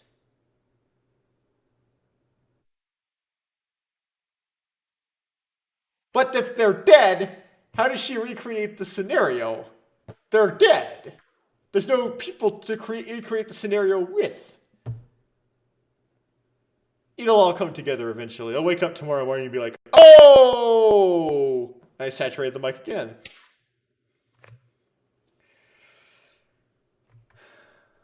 As they had undergone extensive decomposition over a period of 6 months, the identities of the bodies are unclear. But they are assumed to be the last 3 unaccounted for among the missing passengers and crew members of HAL-18. The bodies were discovered 1 kilometer east of the Mount Akura shelter cabin. It has been confirmed that the 3 bodies, which sustained a large number of lacerations in an avalanche days after the crash, are those of the survivors. Well, not anymore. However, due to the bodies of the victims being discovered away from the route down the mountain, the Aomori Prefecture police investigation into the day of their death will continue. According to the Aomori Weather Observation Department, the avalanche affected Mount Akakura and its surrounding area occurred on January 17th, 2011 at around 6:53. Okay. So the avalanche happened on the 17th, right? Hit J. So the avalanche happens on the 17th.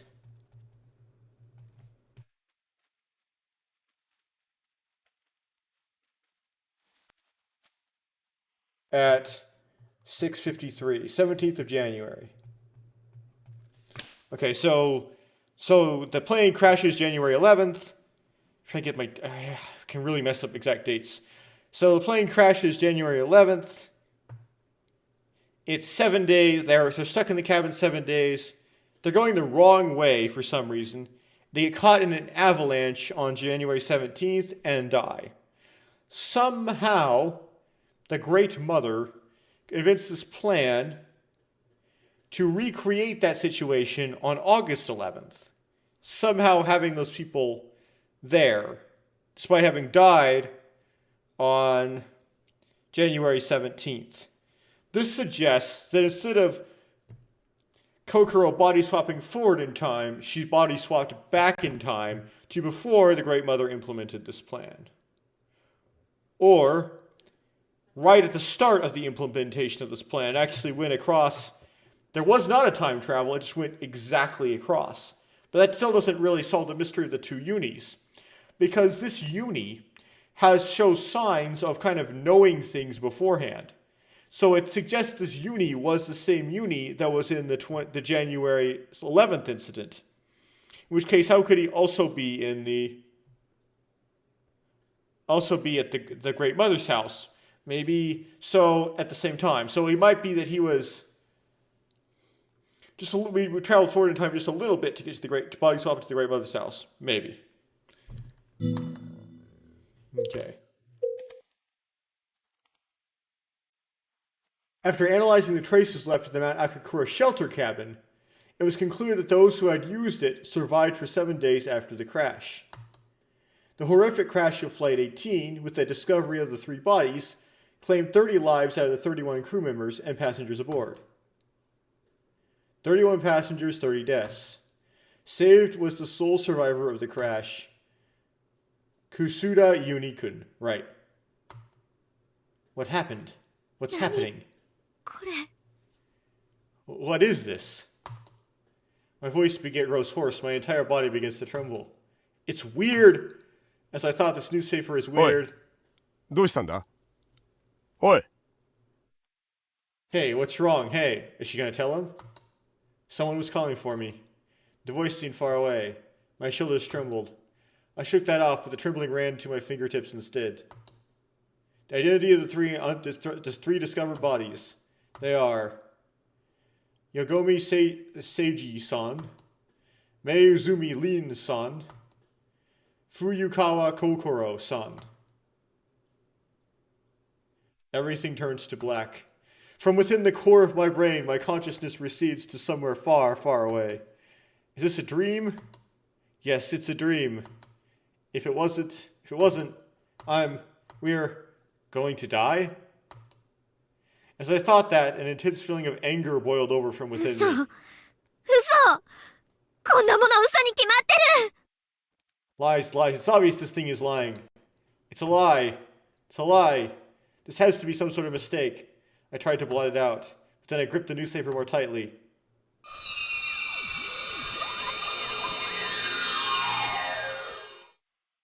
I got swapped!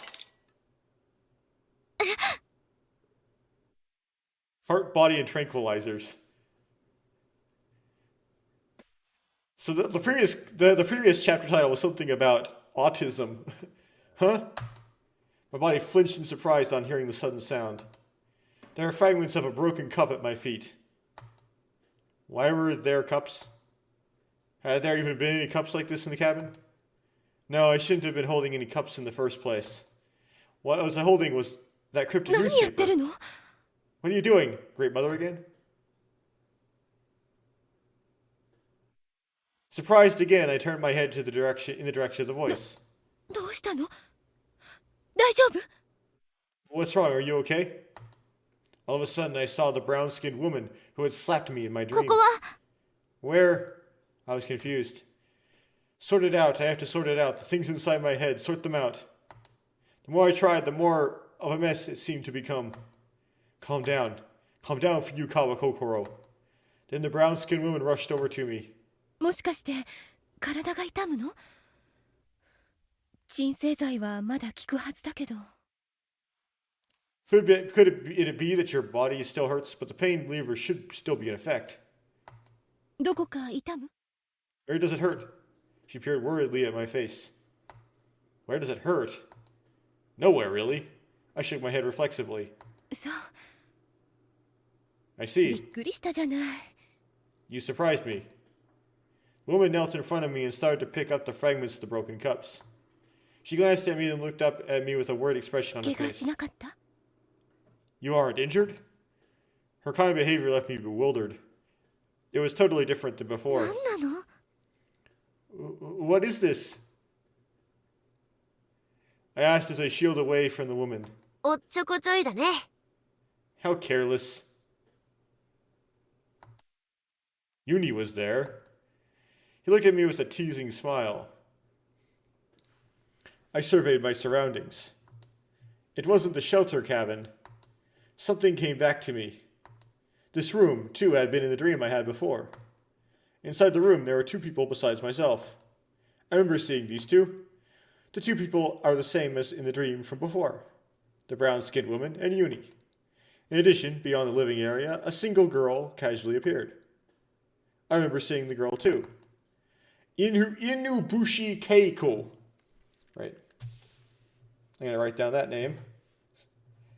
It's Inubushi Keiko. And with these translations, I always have a hard time figuring out which is the family name and which is the given name. Just because I don't know if they switched them when they translated it or not. Everyone stared at me with suspicion in their eyes. Because if you don't know, when you're Japanese, you say the family first, then the individual. Unlike a European who would say the individual and then the family. Right? So when you translate, sometimes they switch, sometimes they don't. Everyone stared at me with suspicion in their eyes. どうなってるの？ What's happening? それはこっちのセリフだよ。 That's my line. 本当にどうしちゃったのサトル。 What happened, Satoru? Okay. My handwriting is bad. It's Satoru. It's like, is it Satoru or Satoru? It's Satoru. Okay.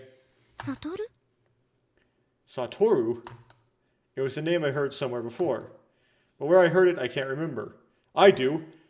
That's what Yogomi said you introduced yourself as. Or is it just my imagination? The name Satoru was pretty common. No, something like that doesn't matter. Just what does this mean? If I remember correctly, I was reading a strange article in the newspaper. In the article, I had information about the plane crash, as well as information about Yuni being rescued. And it was written there that I was going to die. I don't remember anything about that, anything after that. I was at my wit's end. I wondered what happened to me after I saw the newspaper. I wondered what I did then. 本当に大丈夫？ Are you really okay? The brown-skinned woman softly placed her hand on my shoulder. No! I shook it off unintentionally. However, I saw the woman's uneasy expression, and what I did became inexcusable. ごめんなさい。 I'm sorry. I was probably seeing the same dream again. The dream I'd had before I regained consciousness in the shelter cabin. The time I saw my own appearance in the glass. まさか！ Can't be. That shouldn't be. Praying that, I ran over to the large window on the south side of the living area. The window should reflect my appearance like a mirror. It certainly did reflect it. Not me, but a man I've never seen appeared there, right?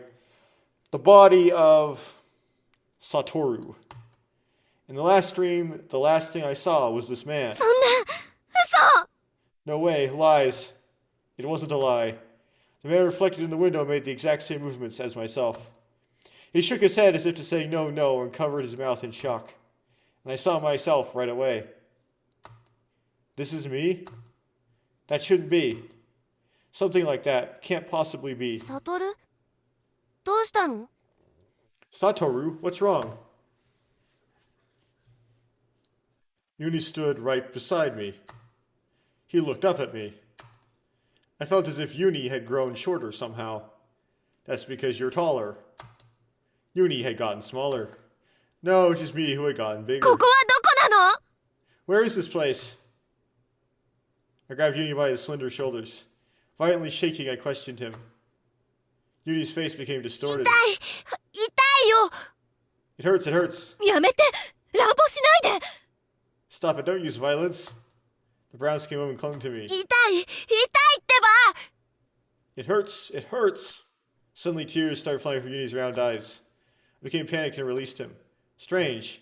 I don't remember gripping him that tightly. ねえ！お願い！誰か答えて！ここはどこ？ Hey, please, someone answer me. Where is this place? わかんないよ。 I don't know. は？ Huh? 怒らないでよ。本当にわかんないんだもん。 Don't get mad, I really don't know. I turned to the brown-skinned woman. I asked with my eyes. 施設よ。 An institution. There was an unpleasant feeling in the woman's tone. 施設？ Institution? 施設って何？ What institution? She turned her eyes away from me. The next words out of her mouth was a shocking one. スフィア。 Sphere. Huh? スフィア。それだけ言えばわかるでしょ。 Sphere, that's all I need to say, right? スフィアですって？ Sophia, you say. Guess it's supposed to be pronounced like Sophia. Of course, I knew the institution called Sophia. The place where Inhibushi Keiko was being held. An institution where the mentally unsound were isolated. The place where I was supposed to go. If the airplane accident hadn't occurred, I would have arrived at Sofia with no problems. Are you saying this is Sofia? Why am I at Sofia? サトルの方がよく知ってるはずでしょ。 Satoru, you should know that, right? Uni had become frightened by my violent attitude from a little while ago. ねえユニ、さっきからサトルサトルって誰のこと？ Hey, Uni, you've been saying Satoru. Satoru since before. Who are you talking about? Huh? Uni's eyes widened. Following his gaze, his eyes met the glass window that had reflected the figure of the male me. Even now, there was a man standing beside Uni, after all. It wasn't reflecting me. Uni's eyes were looking at the man reflected in the window. In other words, Satoru is me? Approached the window one more time. I was being looked at with eyes I've never seen before. It was quite a fearless face. Cheeks and nose, mouth and forehead, I touched everything I saw. The man reflected in the mirror made the exact same movements. As a test, I stuck out my tongue. The man did the same. Contemptuous laughter resounded in the air for a moment. We had a staring contest. Various facial expressions were made.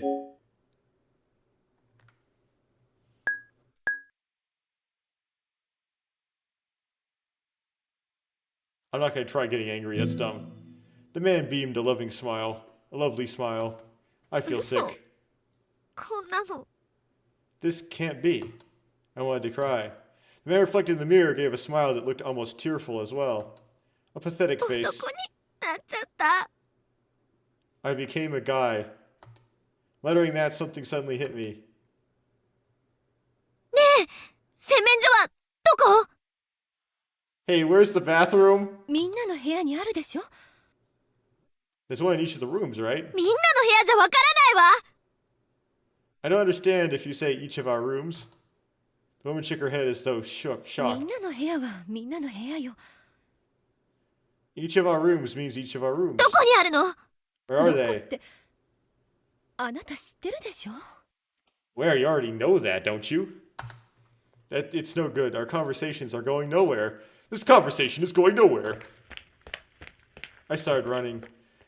If this building is the same as the one in the dream I had before, I have at least a general idea of where it is. While running, I thought, it's a little hard to run, isn't it? I found the bathroom and rushed inside.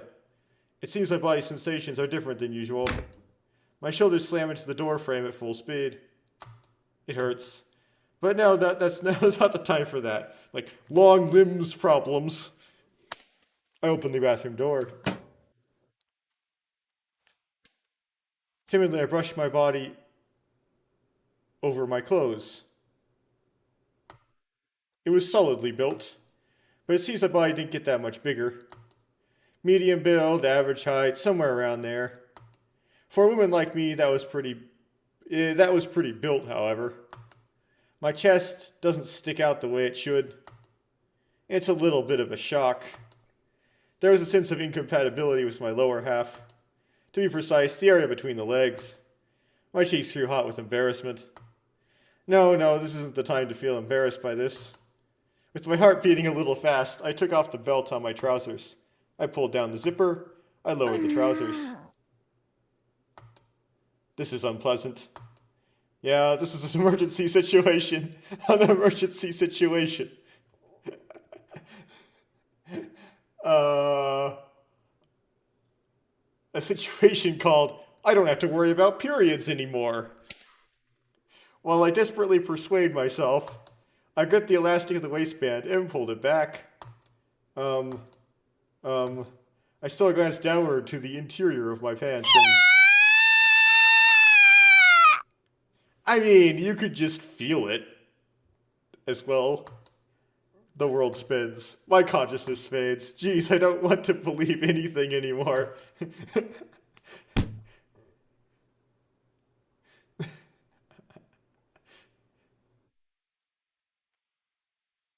When I opened my eyes, I was looking at an unfamiliar ceiling. I had been sleeping in bed. My head hurts. I checked it right away and felt a bump. Moreover, what a terrible dream. Becoming a man, that doesn't happen outside of nightmares. Just that I sensed a person's presence right next to me. There were eyes staring this way. I rose at the start. The person standing there was not Yogomi, nor Miyazumi, nor Yuni. That was Keiko, right? It was Inabushi Keiko. I jumped up in a panic. But Inabushi Keiko looked even more panicked than I was. Maybe she had been surprised when I suddenly jumped up, but her body shook so hard that she fell from the chair she was sitting on. She looked at me with frightened eyes. She didn't look the least bit like a brutal murderer. Thanks to that, I relaxed and lowered my guard completely. It seemed I had fallen into another dream. Fainting in a dream and then waking up in a dream, it was a strange feeling. I sighed deeply. ごめんなさい。驚かせて。I'm sorry for surprising you. Bowing slightly, Inabushi Keiko shook her head. Somehow she gave off a rather docile expression. She was completely different from what I had imagined after reading the file. Of course, it was a dream after all. Emphasis on, I'm tall now. Inabushi Keiko stood up and walked over to the desk. I looked around the room. I had fainted in the bathroom and lost consciousness, it seemed. If they had found something like that attached to the lower half of their body, I'm sure anybody else would faint too. I find something like that attached to the lower half of my body every day, and I don't faint. Clinging to that small hope, I tried shifting my lower body. And as I thought, there was an incompatibility. It seemed I was still a man. It was a dream, after all. I was having a dream where I was in Svea. That was why it wasn't strange for Inabushi Keiko to be here. If it was a dream, then I would just have to defy it. That way, I would probably wake up. Inabushi Keiko turned to face me and hesitantly offered her hand. In it was a glass. It was full of water. For a moment, I didn't know what she was doing. It seemed that she had brought some water for me, and even though I had noticed this, it took me a while to realize. It's like, if you have to pee, Kokoro, you have to like deal with what's attached to your body. And then things happen at night that, well, anyway. I took it confused. ありがとう。 But I guess that happens to women too, to some extent, so it's not too weird. It's more visible, like, looks more different externally. Inabushi only nodded. I didn't know if she had slipped poison into the water she had brought me, and was a little hesitant. But in the end, I drank it. It was a dream, so it didn't matter if there was any poison in it. I chugged it down in one gulp. I seemed to be thirstier than I had expected. The water was delicious. Inabushi quietly stared at me without breathing. She seemed to be looking at my complexion. 犬伏さん Inabushi-san. When I called her, Inabushi shook her head. 何 What? Inabushi looked around the room and picked up the notepad on top of the desk. She enthusiastically wrote something on it. Not long after, she hesitantly presented me with the notepad. I took it without quite understanding why. Not Inabushi. Hotori. Okay. So Inabushi may swap with Hotori. We don't know who Hotori is yet. そういえば、あなた、失語症だったっけ Now that you mention it, you can't speak, can で you? も、ホトリって何のこと But Hotori, what's that about?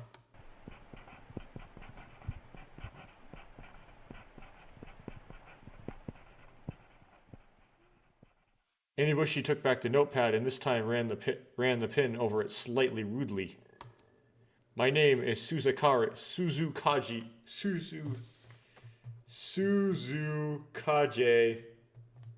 Hotori. 鈴影ほとり Suzukage Hotori? The girl nodded sharply. But I was sure I hadn't seen her name wrong. This girl, she's Inabushi Keiko. Was she lying? If so, why? I observed the girl who had introduced herself as Hotori. The girl turned her eyes toward me. It didn't seem like she was lying. Then it occurred to me. The girl did dissociative identity disorder. Inside Inabushi Kaiko, there are multiple personalities. In other words, Suzukaji Hotori was a separate personality of Inabushi Kaiko. Furthermore, it was possible that whenever she became Suzukaji Hotori, she suffered a temporary loss of speech. If asphasia was a mental problem, then Inabushi Kaiko being able to talk while Suzuki Hotori couldn't was very possible. Another possibility is that the main personality, Inabushi Keiko, had become unable to talk for some reason. In the meanwhile, I decided to go along with her. It didn't matter how many times I tried saying "you are Inabushi Keiko" to her, as the Hotori personality probably didn't even know her. It had been established that in the case of a person with multiple personalities, the different alters were not conscious of each other. Well, they notice there's time skips, right? No matter how one might try to explain it, it would probably be useless. I felt a little sorry for her. It's possible she was suffering in her own way, too. No, wait. This is something from inside my dream. It was not certain that the real Inabushi Kaiko had another personality named Suzukaji Hotora within her. Yes, this is just a dream I'm having. That's kind of getting frustrating to the reader. It was only a dream, so it shouldn't be impossible for anything to happen. わかった。じゃあ、鈴影、ほとりちゃん。I understand, then Susukage Hotori-chan. I tried to talk to her as gently as possible. The girl blinked in surprise and answered my 私 call. の名前知ってる？ My name, do you know it? Even if it was an absurd dream, it originated from the experiences and observations in my own brain's memory. In other words, even if they were unconscious, they were things I knew. They were things I had experienced in the past, even if I don't remember them. Before Uni, the Uni that was at Svea, that is, had called me Satoru. Had I met a man named Satoru in the past? I shouldn't know anyone named Satoru well enough to see them in my dreams. Hotori tilted her head. She probably didn't know. 参ったな。What to do? At a loss, I put my hand to my face. A dull pain ran through my head as I touched the bump at the back of it. いてててて。 Ow, ow, ow. Hotori got up quickly from the bedside to pick up a wet towel. She gently placed it under my head. It was pleasantly cool. The pain receded. ありがとう。 Thank you. Hotori nodded sharply, expressionless. あら、気がついた？ Ah, have you come too? This time, the brown-skinned woman entered the room. She saw me being nursed by Hotori and laughed さっ gently. きは急に悲鳴を上げて気を失うんですもの。びっくりしたわ。 Earlier, you suddenly let out a scream and fainted. I was surprised. しかも、ズボンをずり下げた格好で。 And with your trousers undone. It's like, you're embarrassed.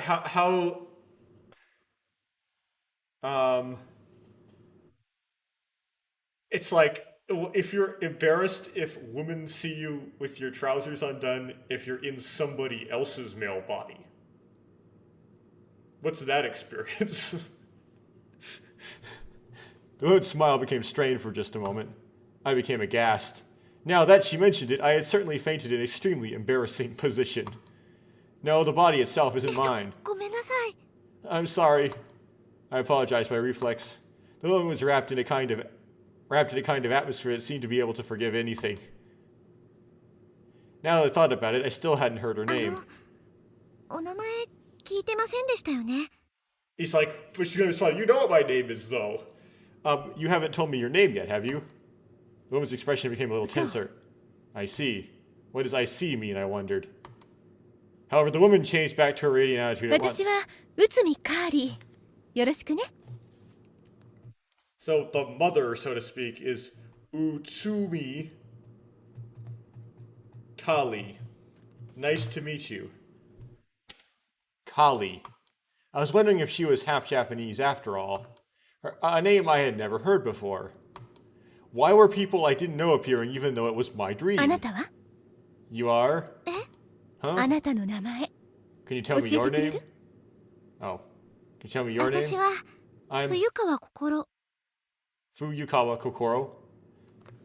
Again, right? It's the second time she's heard This is the second time she would have heard Satoru introduce himself as Fuyukawa Kokoro.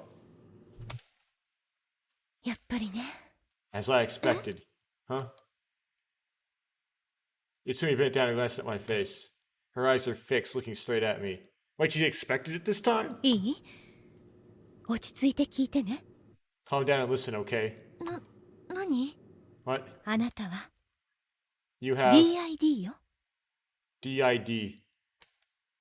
わかる？乖離性。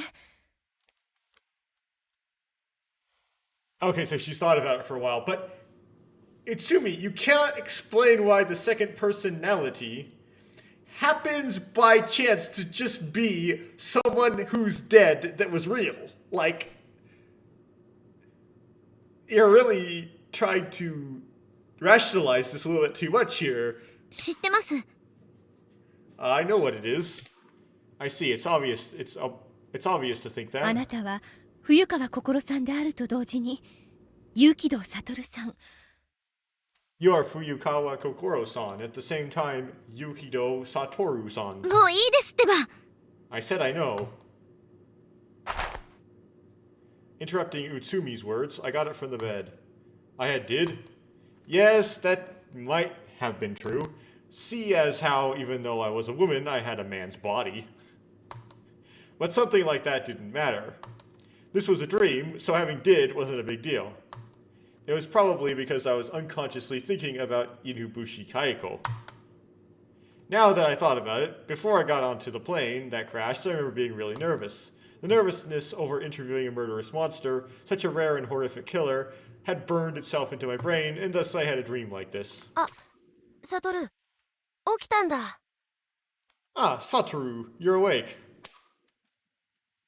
This time it was Yuni who entered the room. After seeing me, he called me Satoru without hesitation. Yokido Satoru. I was mistakenly called that even at the shelter cabin. ね Hey.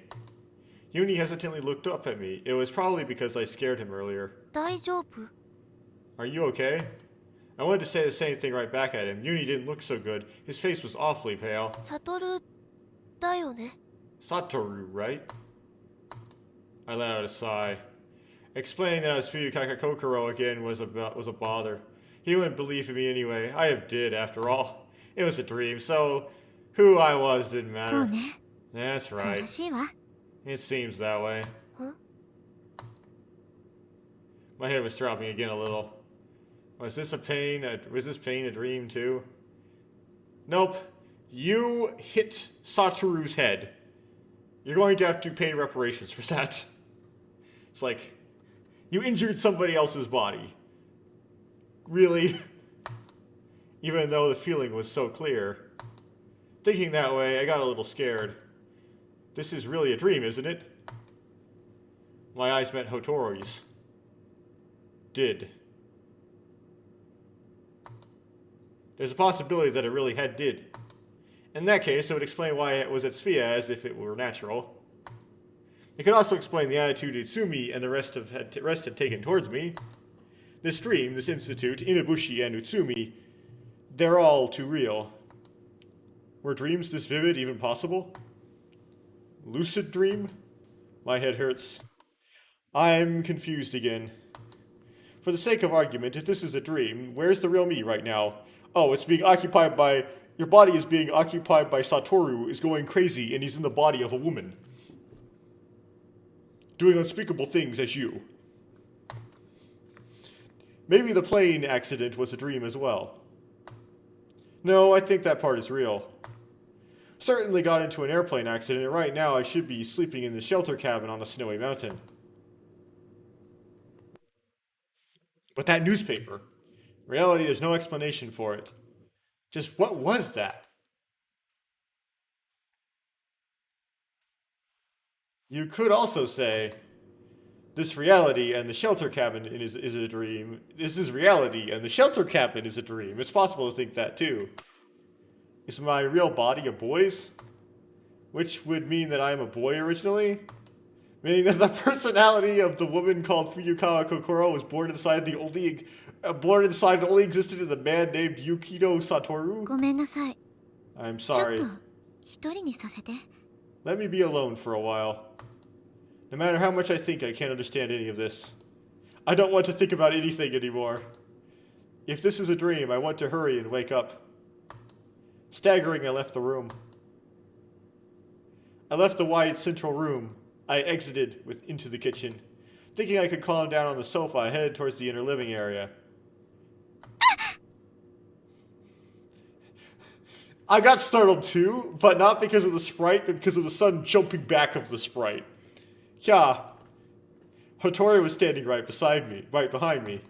Even though I said I wanted to be alone, it seems she followed me. Hattori saw me jump back and tilted her neck. I wonder if she's doing it on purpose. I wonder if she's trying to make fun of me.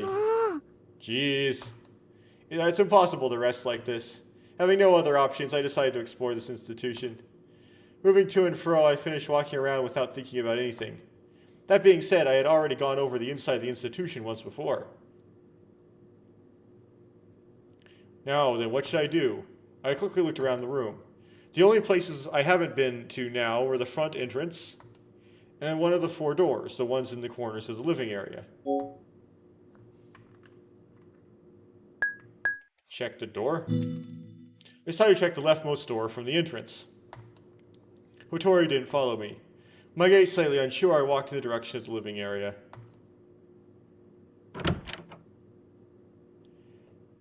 Oh, okay, so this is the headmaster's room. This is Utsumi's room. The light in the room was already on. The structure of the room looked exactly the same as the 2 rooms I had seen earlier. I didn't feel anyone's presence. The inside was silent. Several articles of women's clothing had been left spread across the bed. They'd probably get wrinkled if they were left like that. It was a very private atmosphere somehow.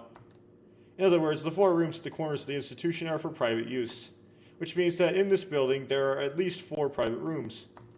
In each room there is a single bed. The number of people this institute can accommodate is 4, if is what it means. The scale of the building itself is quite large, so it's surprising the number of people it accommodates is so few. Also, this institution doesn't seem to hold the presence of many people either. I haven't met anyone in Sphia besides those 3. The other people involved with Sphia, the doctors and nurses, for example, where are they? And what were they doing? Maybe there aren't any. Perhaps the extra people didn't appear because it was a dream? Or is there an unusual situation happening? I shook my head a little. I'm just going around in circles. I left the room. I saw Hattori standing in the middle of the living area. Not doing anything in particular, just standing still as if in a daze. Like she's your shadow.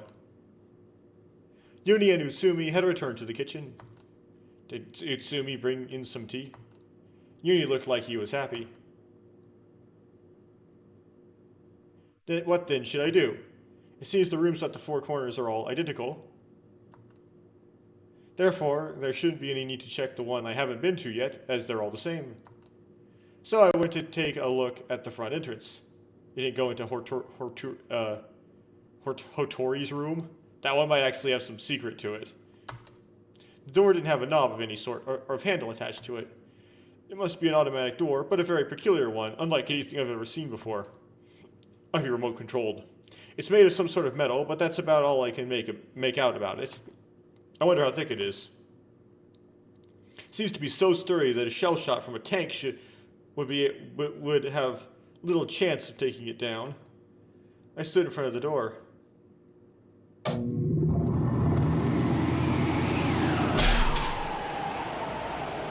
What spread out in front of me when I opened it was an image of hell in black and white. In the whirling plumes of snow, countless snowflakes were madly racing past each other. It was a terrible storm. Reflected in my eyes were only the countless white particles in the darkness between them. It was already impossible to see anything more than a few meters away. The harsh freezing wind felt as if it would blow through me. My cheeks and neck felt as though they were being cut by countless shards of glass. It became impossible to breathe. The chilly air was so intense that I could feel my lungs and trachea choking on it as it made its way through them. I felt as if I stayed here for even 3 seconds more, I would surely die. I'm pretty sure that wasn't even an exaggeration. Panic-stricken, I turned and started back towards the building.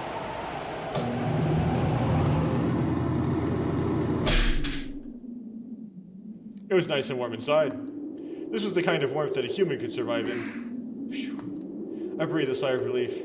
The thundering roar of the wind was so loud that it could be clearly heard even indoors. I hadn't noticed the sound of it until now, but that's probably because my mind had been preoccupied with other things. Anyway, I doubt anyone could be outside in this kind of weather. Except for the truly curious or adventurous, there was no way anyone would venture out into the middle of that snowstorm. Utsumi and Yuni were drinking tea while making idle chatter. It might have been because my body had become chilled, but I really wanted something warm to drink. Besides that, I wonder how those two can be talking so calmly. This place is an institution to keep the mentally ill in isolation, after all. The two didn't seem to have any intention of stopping my aimless wandering. No, they might want to stop me, I can't be sure. Hotori, who should have been standing in the living area until now, is gone. As soon as I started looking for her, she disappeared through one of the 4 doors. It was the only room I hadn't been to. It might have been that that room belonged to Hotori. Since I didn't have anywhere else to go, I thought I'd take a little peek. Casually, I followed after Hotori. Which is weird if you're a dude. Just as I expected, this room had the same layout as the other 3. The only thing different is that this room didn't have the feeling that it was being lived in. Also, that the sheets in the bed were in disarray. Isn't that a sign it's being lived in? There wasn't anything else.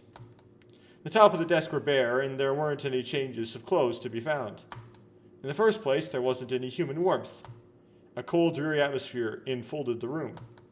What does Hotori Inabushi Kaiko think about while living in the room of hers? Does she just wear the same clothes all the time? Hotori herself wasn't in the room, just where did she go? Just then a sound came from the bathroom. Wondering what it was, I peeked inside. Hotori was there, water gushing from the sink as she stared in the mirror. Her entire body was shivering. Holding her head, she yanked and tore at her own hair. The sounds of Hotoro's wild breathing resounded in the bathroom. Huh? Hotori-chan? Glancing at her face, I became speechless. The expression I saw was full of anguish. Her mouth was open as though in a voiceless scream. Her eyes open wide, she glared at the Hotori in the mirror. Hotori-chan? どうしたの? He was keep swapping into her. Hotori-chan, what's wrong? I put my hand on her shoulder and she shook it off violently. I lost my balance and bumped my head against the sink. Again. Just keep bumping Satoru's head. He's gonna get whatever that disorder is when you have too much scar tissue from concussions. CTE, there you go. A continuous dull pain in the back of my head became sharp, as if it had been stabbed there. Water from the sink, which had been on the verge of overflowing before, was now spilling over. I was soaked. But now wasn't the time to be bothered by that. Hotori's long black hair had become disheveled as she violently shook her head. Is she deranged? It won't be good if this continues. Hotori-chan! 落ち着いて! Hotori-chan, calm down. Isn't this supposed to be like Satoru's voice? Why isn't it this high? Like they're using her voice actor, but it's like Satoru's body. Hotori began to moan louder and louder. Her voice. Can't be. Was Inabushi Kaiko personality awakening? If that's so, it'll be dangerous. I looked around my surroundings and searched for a means of escape. Before the murderous monster awakened, it might be better to run away. But... Okay. Hotori's voice slowly transforms into a scream. A nasty shriek issued from her mouth. It's useless, I can't get free. Hotori-chan! Making an immediate decision, I gripped her in a chokehold. No! In my arms, Hotori's entire body struggled violently. Even so, in spite of all the strength she was exerting, she seemed quite frail. No, it's me who's become stronger. It's probably because my body's a man's. And then the strength abruptly left Hotori's body. Hotori-chan? Looking around the mirror to see what was going on, it appeared that Hotori had lost consciousness. どうしたの? What's wrong? Possibly because she had heard this commotion, Utsumi came running, practically flying into the bathroom. While holding up Hotori in my arms, I explained the situation to Utsumi. そうだった. I see, so that's what happened. I'm muttering that Utsumi held out a 手伝う hand. わ. ベッドに運びましょう. I'll help. Shall we carry her to the bed? Wait, I forgot what the shirt said. Would something. Utsumi and I both carried Hotori to her bed and laid her down. 冬川さんはもう戻っていいわよ。 You can go back now, Fuyukawa-san. 彼女は私が見ておくから。 I'll watch over あ her. なたも疲れてるでしょ。 Did we just 今日はもう inadvertently, 眠った方がいいわ。 did we just inadvertently asphyxiate somebody? The game is very light about the topic of concussions and asphyxiations. You're tired as well, right? You can go to sleep now. Saying that, Itsumi took something out of her pocket. She presented it to me. These are pills sealed inside a silver-colored package. There are 2 white 眠る pills. 前にこれを飲むといいわ。ぐっすり寝られるから。 Before you sleep, you should take these. You'll be able to sleep really well. That would mean that these are sleeping pills, wouldn't it? Or opioids, which also will help you sleep really well, but you may not want to take those, especially if you're in somebody else's body. It's kind of inconsiderate. I took the pills from Utsumi. じゃあ後のことよろしくお願いします。 Please take care of the rest then. おやすみ。 Yes, good night. I left the bed and went toward the door. Yuni was standing beyond the door, which had been left open. Surely Yuni must have gotten curious as well and came to check the state of things. I wonder how long he's been standing there. ねえ、どうしたの？ Hey, what happened? なんでもないのよ。 No, it was nothing. I was tired and didn't have the energy to explain. Besides, I didn't want to give Yuni anything to worry about unnecessarily. さ、行きましょう。 Well, shall we go? After a long break, long being meaning like 3 hours or 2 hours, I'm back again. And we'll keep recording. I placed my hand on Yuni's shoulder and urged him out of the room. Yuni obediently followed. Hotori, who was stretched out on the bed, appeared to turn over in her sleep as soon as the door shut.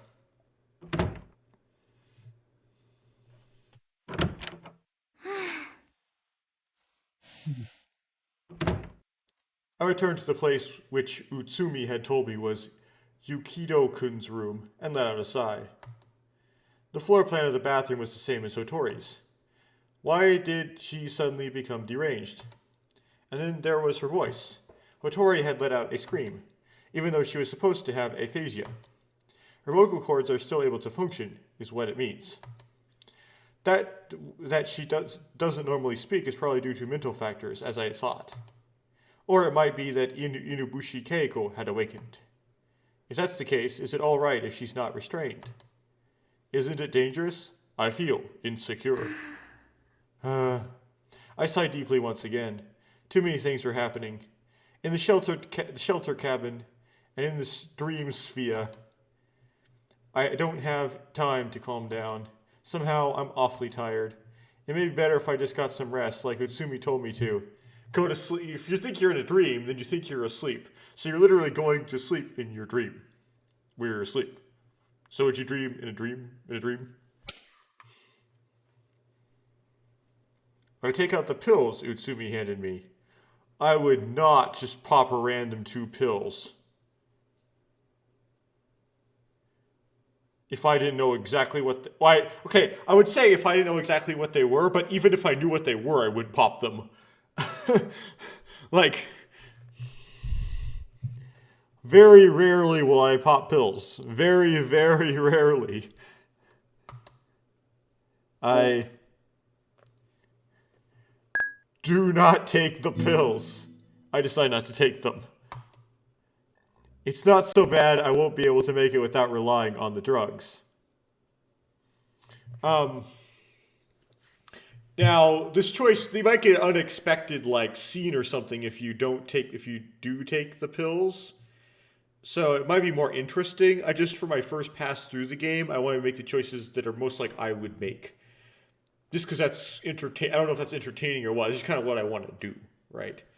To some degree. In some degree, I try to... If, I find something where I know for absolute certainty that I have to do this to get the good ending, or I don't know for absolute certainty, but pretty darn sure, then I'll do it. But otherwise, just trying to choose what I think is the best decision to make in that situation, right? And the best decision is don't take the pills. Never take the pills. Especially if you're in somebody else's body. If you're body swapped, Do not take pills in their body. It's the stupidest thing. Very, very, not the stupidest thing you could do. There's a lot of things that are stupider, but it's up there. And should be a crime. Okay, being this tired, I should be able to fall asleep right away. I placed the package of medicine back into my pocket as it was. 寒。 Wow. So cold. It got a little colder.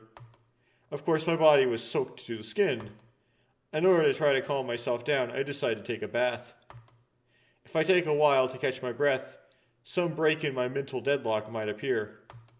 I persuaded myself with that. So you didn't fall asleep, right? Okay, that's interesting. That's probably what okay, so... Huh. I might be carefree, but I wouldn't be able to hold myself together for much longer like this. So are we suggesting that, Satoru actually has insomnia and he can't fall asleep? Meaning if you end up trapped in his body in a body swap, you can't fall asleep in his body. That's interesting.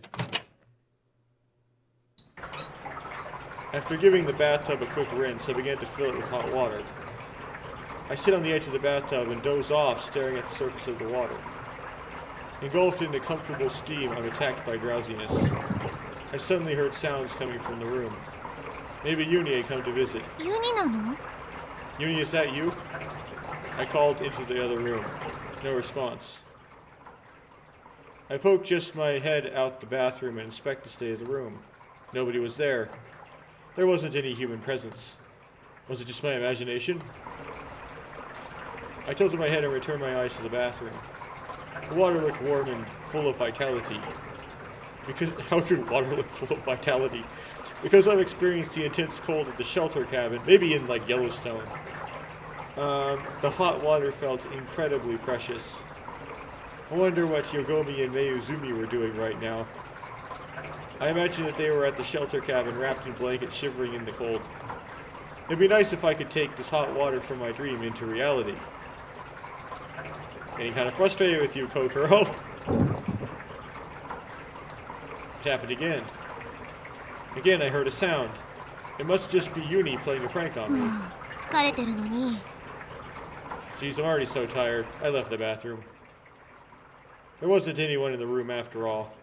Maybe he was ユ hiding. ニ、ふざけてないで出てきなさい。 Stop, Uni, stop messing around and come out already. But there was no reply. And I didn't feel anyone's おか presence. しいな。 How weird. Just to be certain, I looked anywhere that could be used as a hiding place. I looked into the closet as well. Still, Uni was nowhere to be found. Leaving the room, I even poked my head into the living area. There wasn't anyone in the living area, nor the kitchen. It seemed like everyone had returned to their rooms. The whole place was silent as the grave. In the silence, I started to feel insecure. The entire institution didn't have very much human presence at all. お湯が溢れちゃう。 Oh, the tub's gonna overflow. I panicked and turned back to the bathroom. Hot water had already filled about 80% of the tub. I gently put my hand to test the water. A little hot, but the heat felt nice. My hand continued to splash and stir the water in the bathtub. ちょっと待ってよ。 And wait a second, I'm a 私 man right... 今男なんだ。 I didn't wait for the line. Oh, wait a second, I'm a man right now. I became aware of a fatal error. There's no way I could get into a bath naked when my body's a man's. なんか、いや It's kind of wrong. Right, it's kind of a molestation, sort of. Like, of whoever's body you're in, right? So she thinks she's in a dream, so she wouldn't care. I remembered the scene from before and immediately recalled how cold it had been. And then suddenly, the light in the room went out. What? It happened so suddenly, and I was in a state of confusion trying to figure out what was going on. It was completely dark, and I couldn't see a thing. Because maybe the light's on the timer, like at night it goes off. Because of that, I was late in noticing the presence of someone entering the ー、 bathroom. 誰？ Who?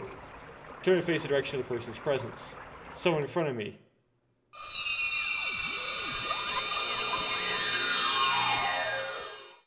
And she immediately switched back. Oh.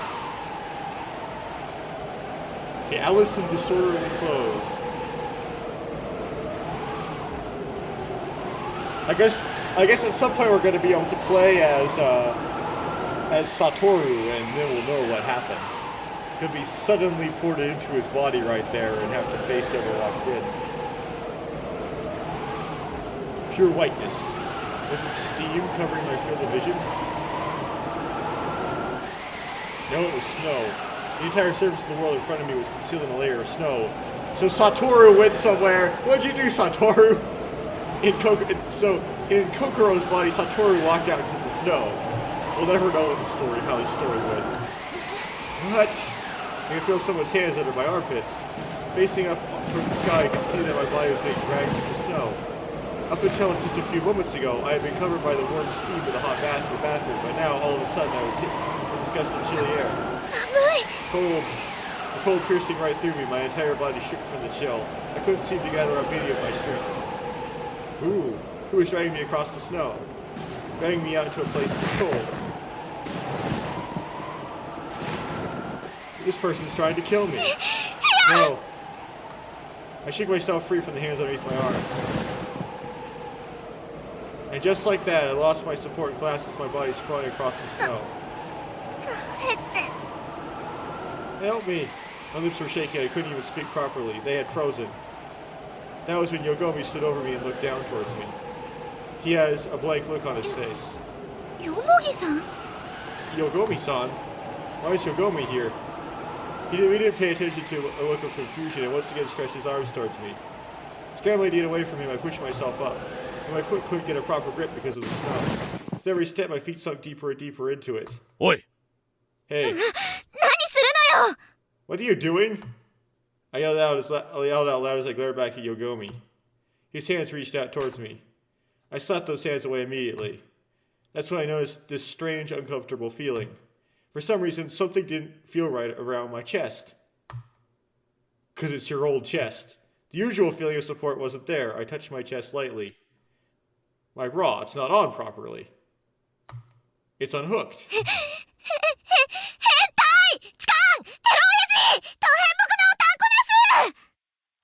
Pervert molester, you filthy old man, big stupid oaf. I covered my chest with my hands in a panic. 私を襲う気ね! You were gonna molest me. どこに連れて行くつもり? Where were you gonna take me? I know I'd look of fear on Yogomi's face. He was acting kind of weird. He pointed his chin in the direction behind him. 小屋だよ。 To the cabin. まだ死にたくないだろ You don't want to die yet, right? Through the blowing snow, I recognize the faint image of the cabin. It's the shelter cabin. I'm no more than 10 meters away from it. But I should be at Svea. もしかして、夢から覚めた? Huh, could it be that I woke up from the dream? My quiet mutter disappeared in the sound of the fierce wind. Pushing my way past Yogomi, I quickly made my way towards the cabin.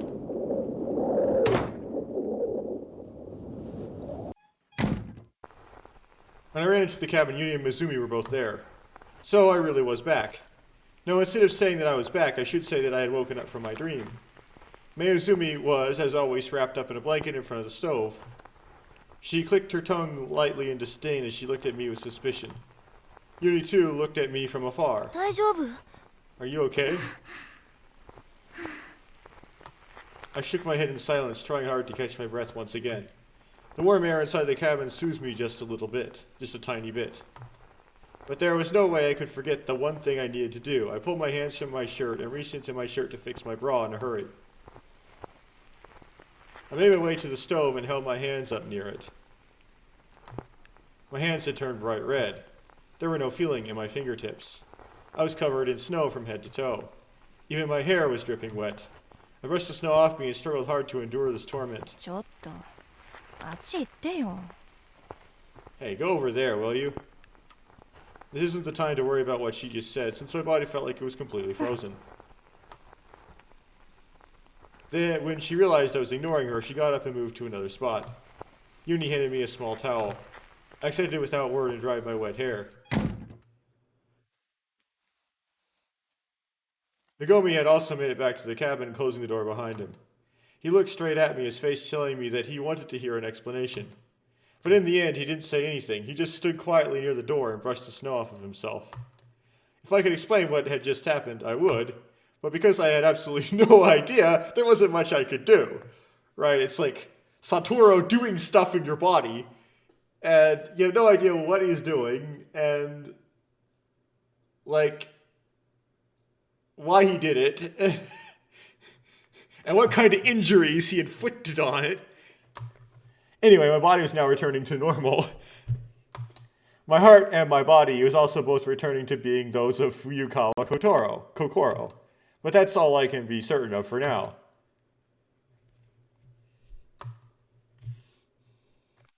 No one said a single word. It seemed like something really strange had happened. There's no mistake about that. But I don't know why everyone was so quiet. I stood behind the stove, puzzled. An uncomfortable silence filled the cabin. Nobody said a thing. Normally, Uni would be joking around energetically, but he just glanced at me with a sad look on his face. 私、外で何を What was I doing outside? I didn't direct the question at anyone in particular.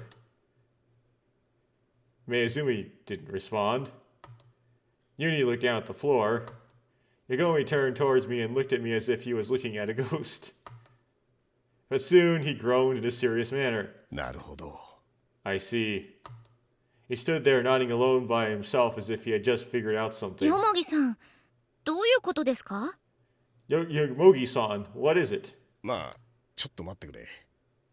Wait a second. Yogomi scratched his head as he thought things over. Soon he sat down on the wooden stool and pulled it toward me. 君は今、冬川さんなんだね。Let's see, you're Fuyukawa-san right now, right? は Huh? 当たり前じゃないですか Isn't it obvious? With hesitation in his voice, Shigomi いや continued. 結城君には説明したんだが。Yeah, Yokido-kun did explain it to me, but... So is, もう一度繰り返した方がいいかな。Can you go through it one more time? 勇気道 Yukido? I've heard that name before. That name appeared in my dream. それって勇気道悟のこと So it's Yukido Satoru. Satoru. ああ、そうだ。 Yeah, that's right. 君の中のもう一人の人格。彼のことだよ。It's about him, the other personality inside of you.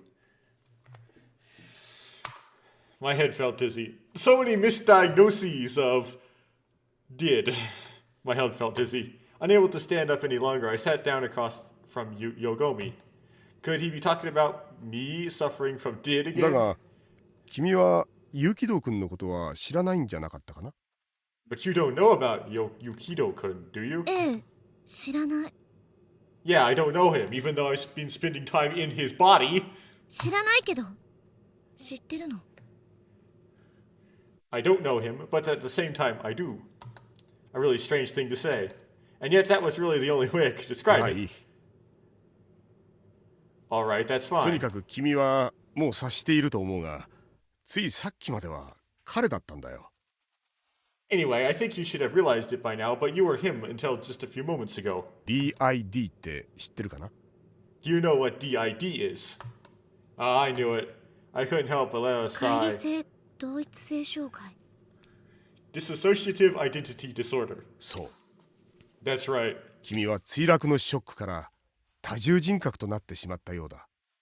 You seem to have developed multiple personalities due to the shock from the crash. Was I dreaming again? Was this shelter cabin a dream too? If that was the case, was the time I spent at Svea the reality? But I'm a woman! I'm absolutely 100% a woman! いや、僕にも信じられないんだが、彼がそういうもんでね。Okay, let's go back to... What did I skip? Perhaps realizing from the look on my face that I was getting angry and angry, Yogami quickly explained. Well, I don't really believe it either, but that's what he said. The person Yogomi was looking at was Uni. ユニが Uni did. Yeah, but he's being deceptive. Thus, he doesn't really understand. He knows what's going on and is not saying, I think. Why would a young boy like him have such expert knowledge about did? Did he know something? I looked at him, questioning him with my eyes, but he didn't give me an explanation. There was nothing I could do, so I left him alone. I got the gist of what had happened. I'll worry later about whether I'm really suffering from did or not. でも、どうして私は、結城悟は外に？ But why was why was Yukido Satoru out there? 逃げ出そうとしたんだよ、きっと。 Most likely trying to escape. 彼は僕の話を信じなかったんじゃないかな。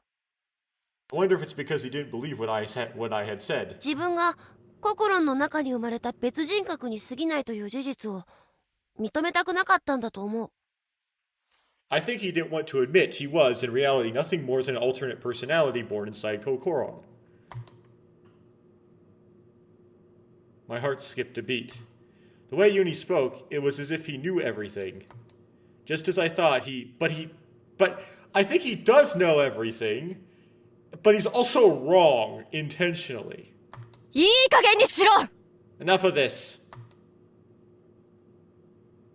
Suddenly, Mayuzumi yelled out in frustration. Flinging off her blanket, she jumped up to her feet. She glared at me with eyes wide そ open. の子の嘘にいつまで踊らされてるつもり？ How long are you planning on being led around by this girl's lies?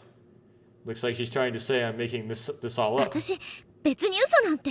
I'm not lying or anything. うるさい！ Shut up! 私はあんたの思い通りにはならないわ。 Not gonna be played by you like this. She looked as if she was going to hit me at any moment. Her eyes looked so angry, they made me take a couple of steps back from her. なあ、教えてくれないか。 Then why don't you tell me? Yagami lit his cigarette. Taking a puff, he pointed towards Yagumi with the hand holding the どうし cigarette. て嘘だと思うんだ？ Tell me, why do you think she's lying? That caught Mayuzumi off guard. それは Because this doesn't match up with what I deem are the boundaries of reality. それは Because... Biting her lip, she fell silent. 何か理由があるのか？ Do you have your own reasons to suspect she's lying? なんであんたに言わなくちゃいけないのよ。 Why the hell should I tell you? Sounds like it's been done with with deep L or something. 知っているなら教えてもらわないとな。気になって眠れやしない。If you know something I don't convince you to share it with me, it'll bother me so much that I won't be able to sleep. 私はあんたの安眠のためにいるんじゃないわ。 I'm not here to help you sleep. Yagomi clucked as she took another puff. Or as he took another puff. 僕は君たちのことがさっぱり理解できない。 I don't understand you two at all. 僕の知らないところではいろいろ起きてるみたいだが、 Looks like there's a lot I don't know, but I felt the same way too. I need someone to explain what's going 前 on. 泉、さっきの君は結城堂悟のことを知ってるような口ぶりだったな。 Mayuzumi, just now you spoke almost as if you knew who Yukido Satoru was. 冬川さん、いや、結城堂君も前泉のことを知っているようだった。 Fuyukawa-san, that's Kokoro. No, I mean Yukido-kun.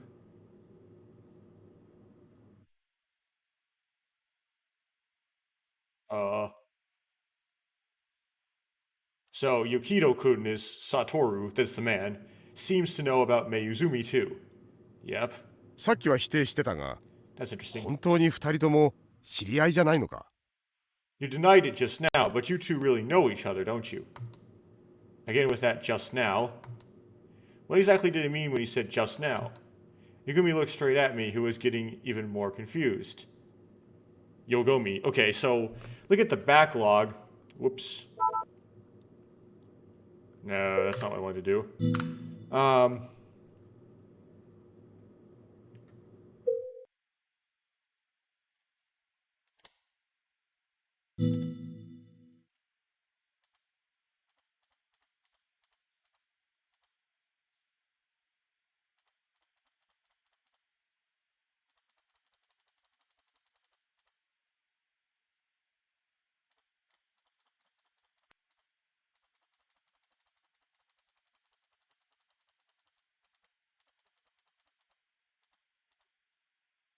How long are you planning to be led around by this girl's lies? Wait.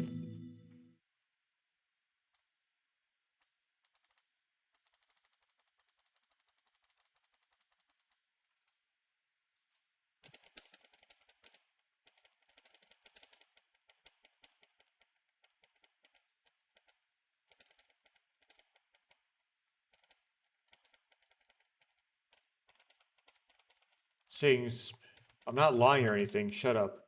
I'm not going to be played by you like this. And why don't you tell me, why do you think she's lying? Because do you have any reasons to suspect she's lying? Why should I tell you? If you know something, you don't convince me, okay?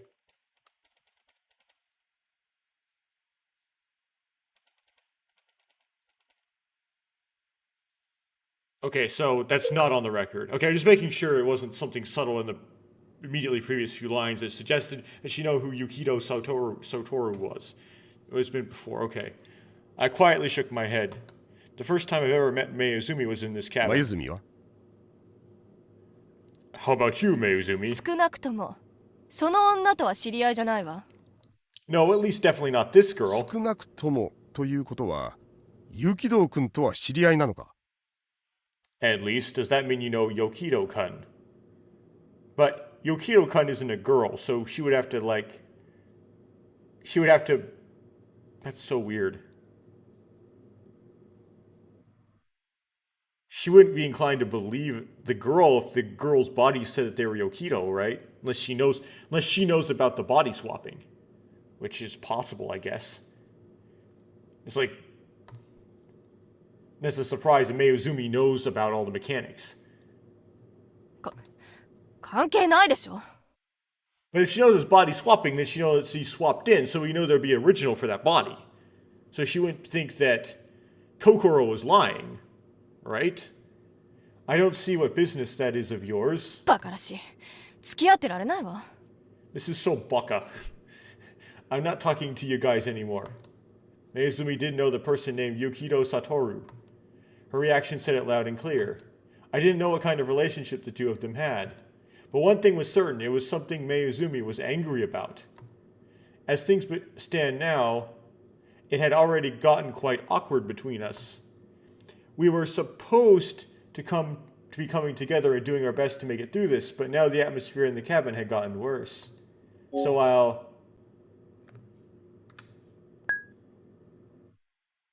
No, I wouldn't apologize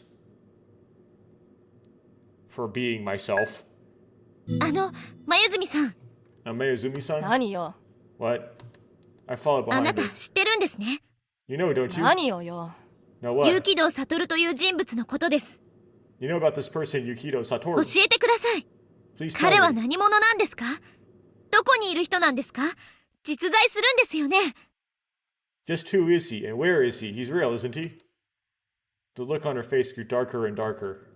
But in spite of that, I had to get it out of なんで her. 私はその男のことを知ってるんですか？なんで？ Why do you know him? Why?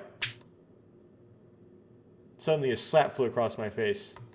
A hot burning sensation floated up my cheeks. 憲法38条1項。何人も事故に不利益な供述を強要されない。 Article 38, paragraph 1 of the Constitution. No person shall be compelled to testify against himself. Is there actually a phrase like that in the Japanese Constitution? I don't know. I'm not going to look it up. I'm not going to bother. 黙秘権くらい知ってるでしょ。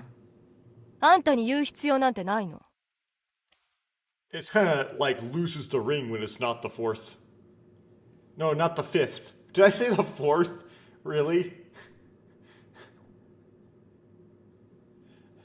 Okay, that's search and seizure or something, but you do know that the right to remain silent, don't you? I have no need to tell you anything. おい眉住 Hey, う Mayuzumi, るさい。 shut up. そんなことよりもあんた早くご飯の準備しなさいよ。たくどんくさいわね。 Instead of bothering me, you should be making dinner. Hop to it, geez, what a moron. She pointed at Yogomi as she vented her anger at him with those words. こっちはもうお腹ペコペコなのよ。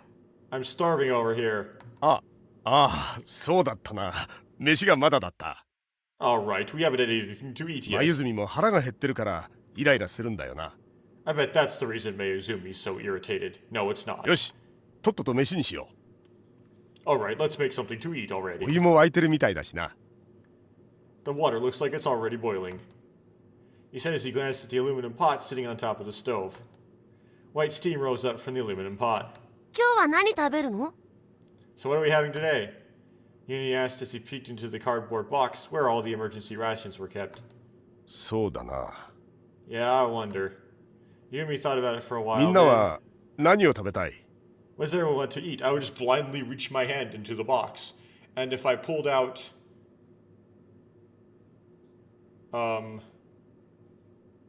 shrimp curry, I would still put it in the water. No, or still put the water in it. I actually don't know if shrimp curry is bad. It's just infamous from a certain scene from my teenhood. Anyway, he inquired of us. Oops. I don't know how that happened.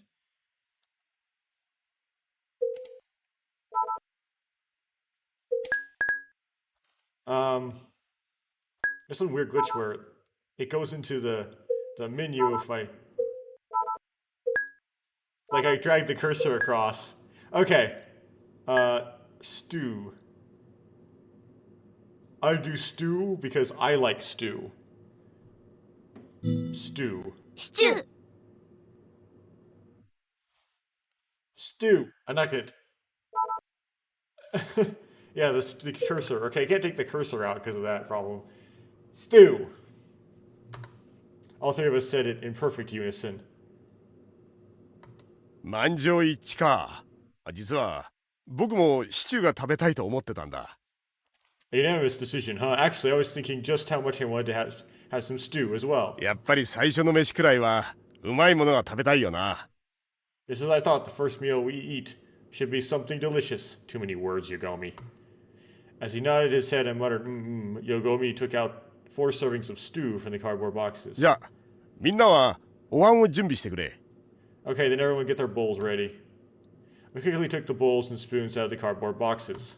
But this is really kind of incredible. The fact that 4 of us all agreed on what to eat. It was as if the moment I had decided I wanted to eat some stew, that thought was broadcast to everyone else. No, maybe we can think of it another way. From the very beginning, everyone's decisions have already been determined. No, that's not exactly it either. I'm not the type to believe in fate. I don't believe in that kind of dream. I'm just not that kind of a romantic. Maybe you can try thinking of it like this. Everyone's decisions are all made by some kind of unseen existence. Yeah, right. I'm such an idiot. There's no way something like that would happen. That guarantees it to be true when you say that. Well, that does sound, in this context of this kind of genre, right? But that does sound just like a bit romantic, doesn't it? As I tried to shake off these strange ideas, I put the stew ingredients Yogomi had handed me into my bowl.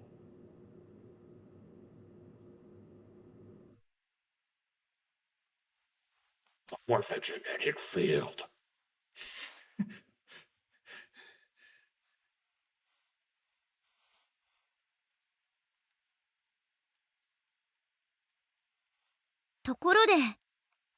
Oh, by the way, I asked suddenly as I brought the warm stew to my あの lips. 新聞ってどうなったんですか Whatever happened to that newspaper article?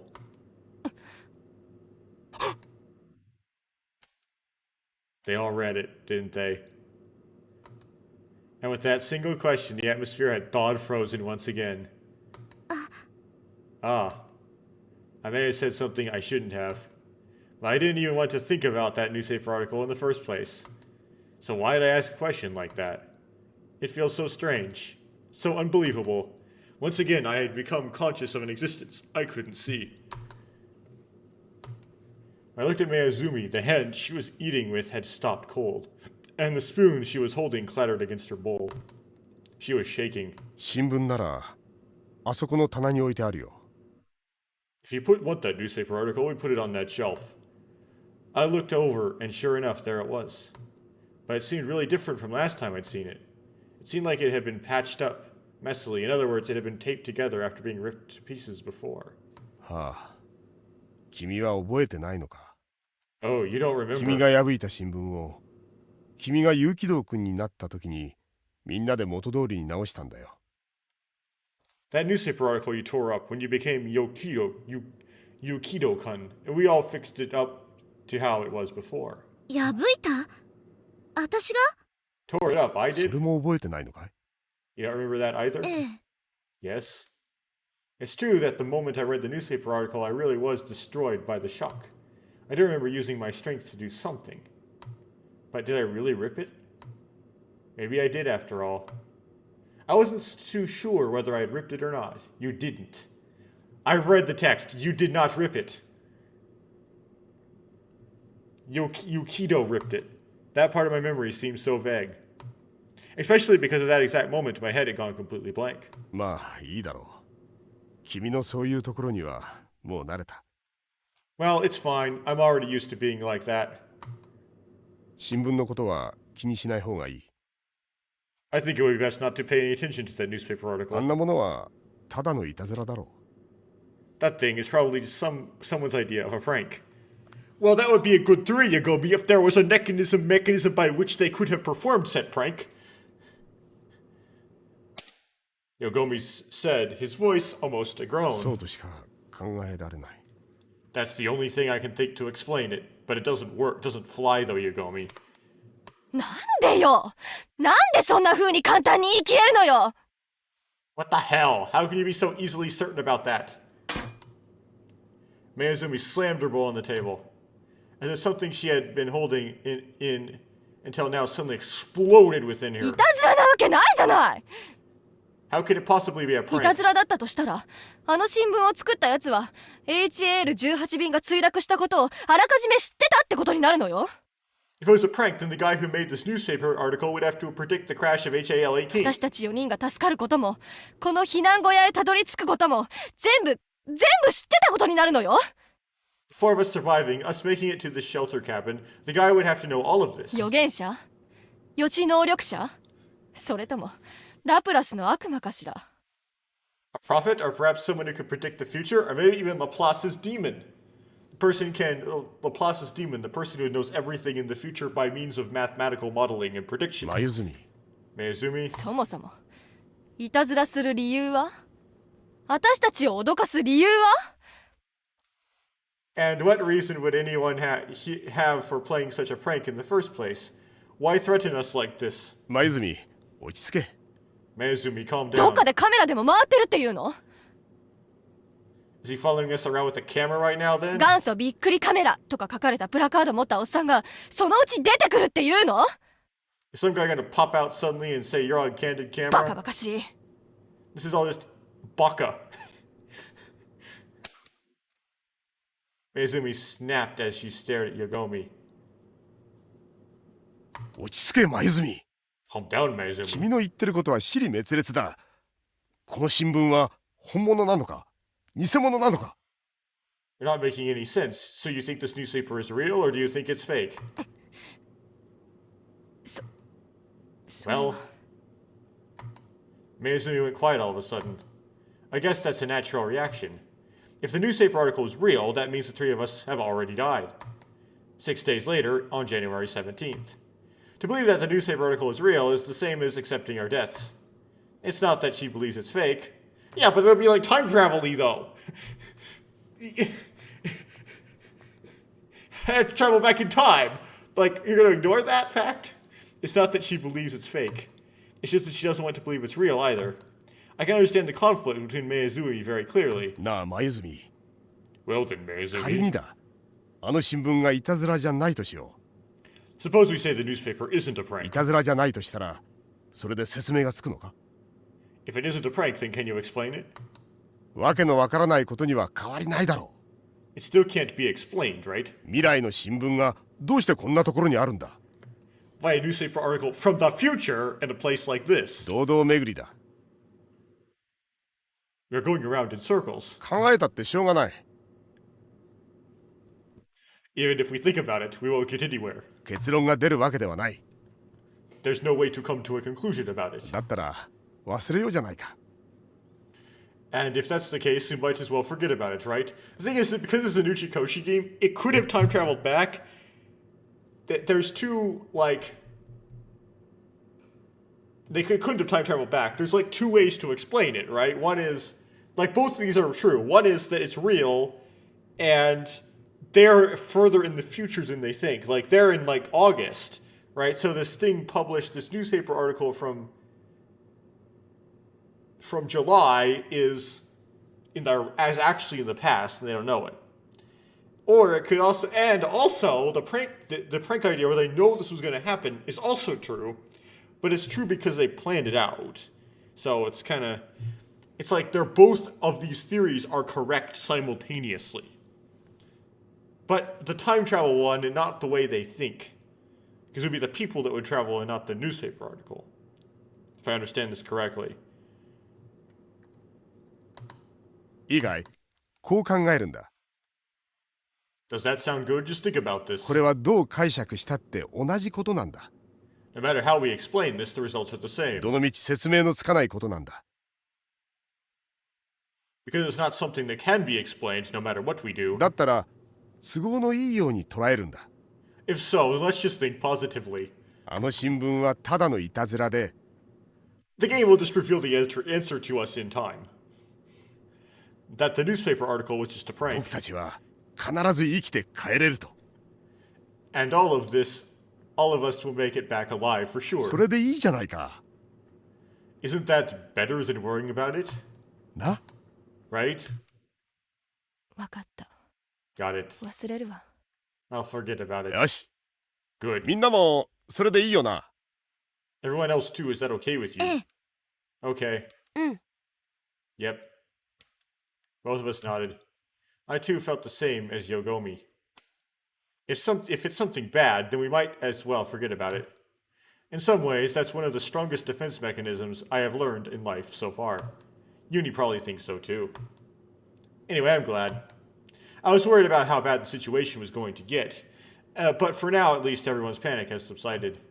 The panic that has been stirred up by that creepy piece of newspaper that now disappeared. As if forgotten. And that's good enough. ご飯も食べ終わったことだし。 I finished eating dinner, so I'm going to bed. Misumi muttered as she picked up her blanket and made her way to the top bunk. The bowl she had slain on the table just a while ago was completely empty. Ellipses. After a while, the rest of us finished our humble meals as さ well. てと。 Well then. After taking out his portable ashtray and putting out his cigarette, Yogomi stood 今日 up. はもう遅い。 It's getting too late 火 already. を絶やさないようにして交代で眠ろ To make sure the fire doesn't go out, we should take turns sleeping. う。まずは僕が見張りをするから I'll take the first shift. でも But いいから it's 君 okay. も寝なさい。 You should get some sleep as well. Slowly I stood up. I caught a glimpse of the watch on my right wrist. It was already approaching midnight. Hey. Yugi tugged on my hand. He looked out at me with eyes like an abandoned kitten's. 心、 Kokoro, 一緒に寝てくれる？ can we sleep together? I couldn't help but smile gently そう at him. ね Great idea. His face lit up immediately. The two of us both squeezed into the bottom bunk. Covering ourselves with blankets, we curled up into a ball. Soon I could hear Yuni's quiet, peaceful breathing as he fell asleep. His sleeping face was as peaceful and adorable as an angel's. His body was warm. I really wanted to believe his warmth was not just a ね dream. えよもぎさん Hey, Yogomi-san. I called out to him as he sat with his back to ど me. うした？ What's wrong? もう一度だけ確認させて I want to make sure just one more 私 time. は本当に有機道悟って名乗ったの They really call myself Yukido Satoru. After a short pause. Yeah, そう I see. おやすみなさい Good night. おやすみ。 Good night. I closed my eyes. That said, I couldn't fall asleep at all. Whenever I tried to be still, endless thoughts ran through my mind, going deeper and deeper.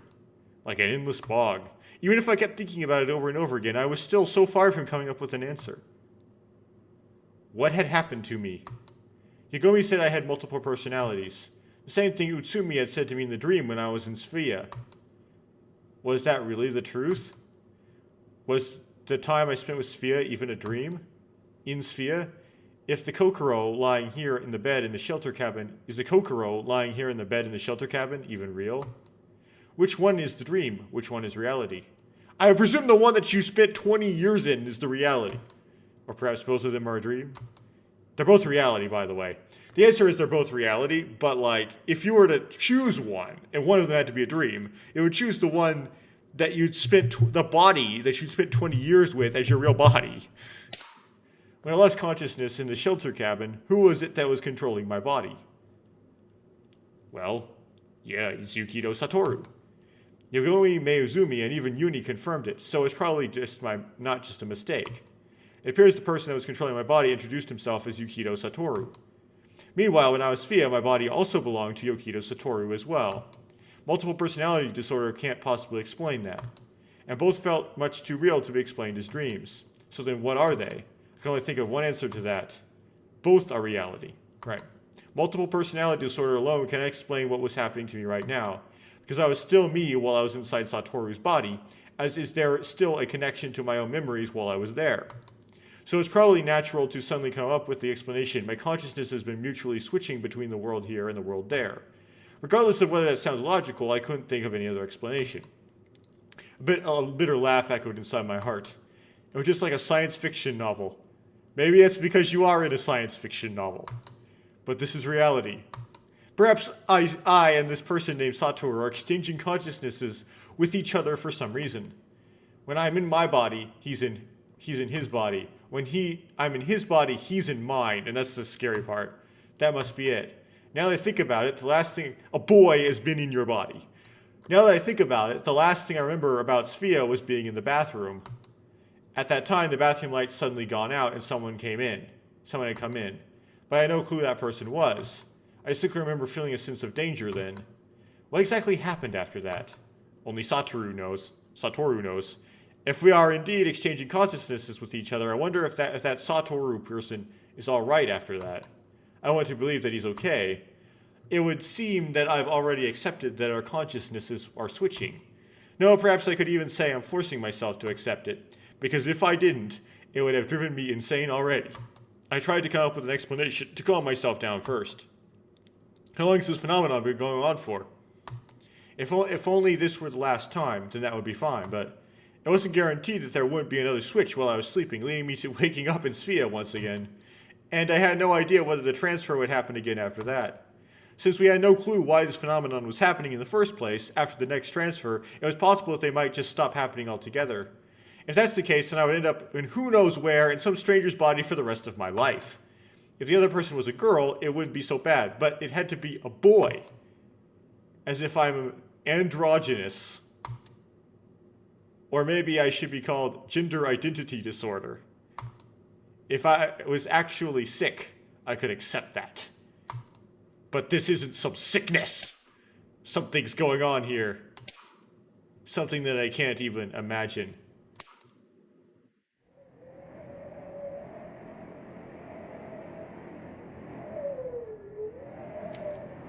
How much time had passed as I thought about these things over and over again.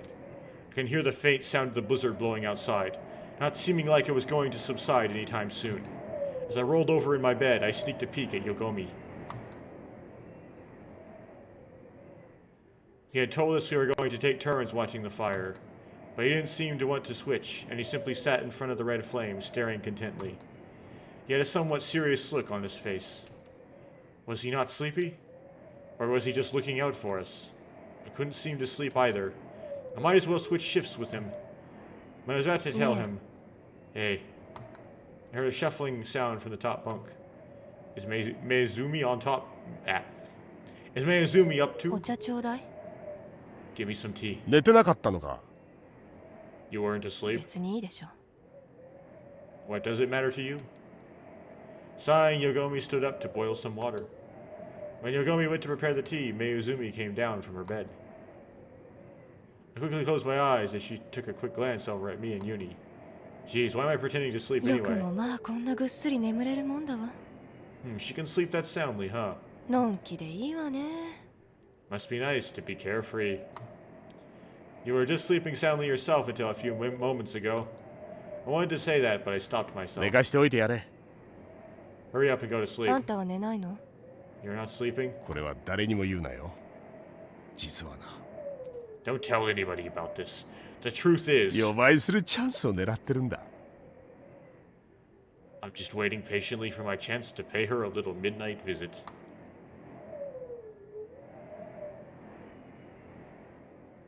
What?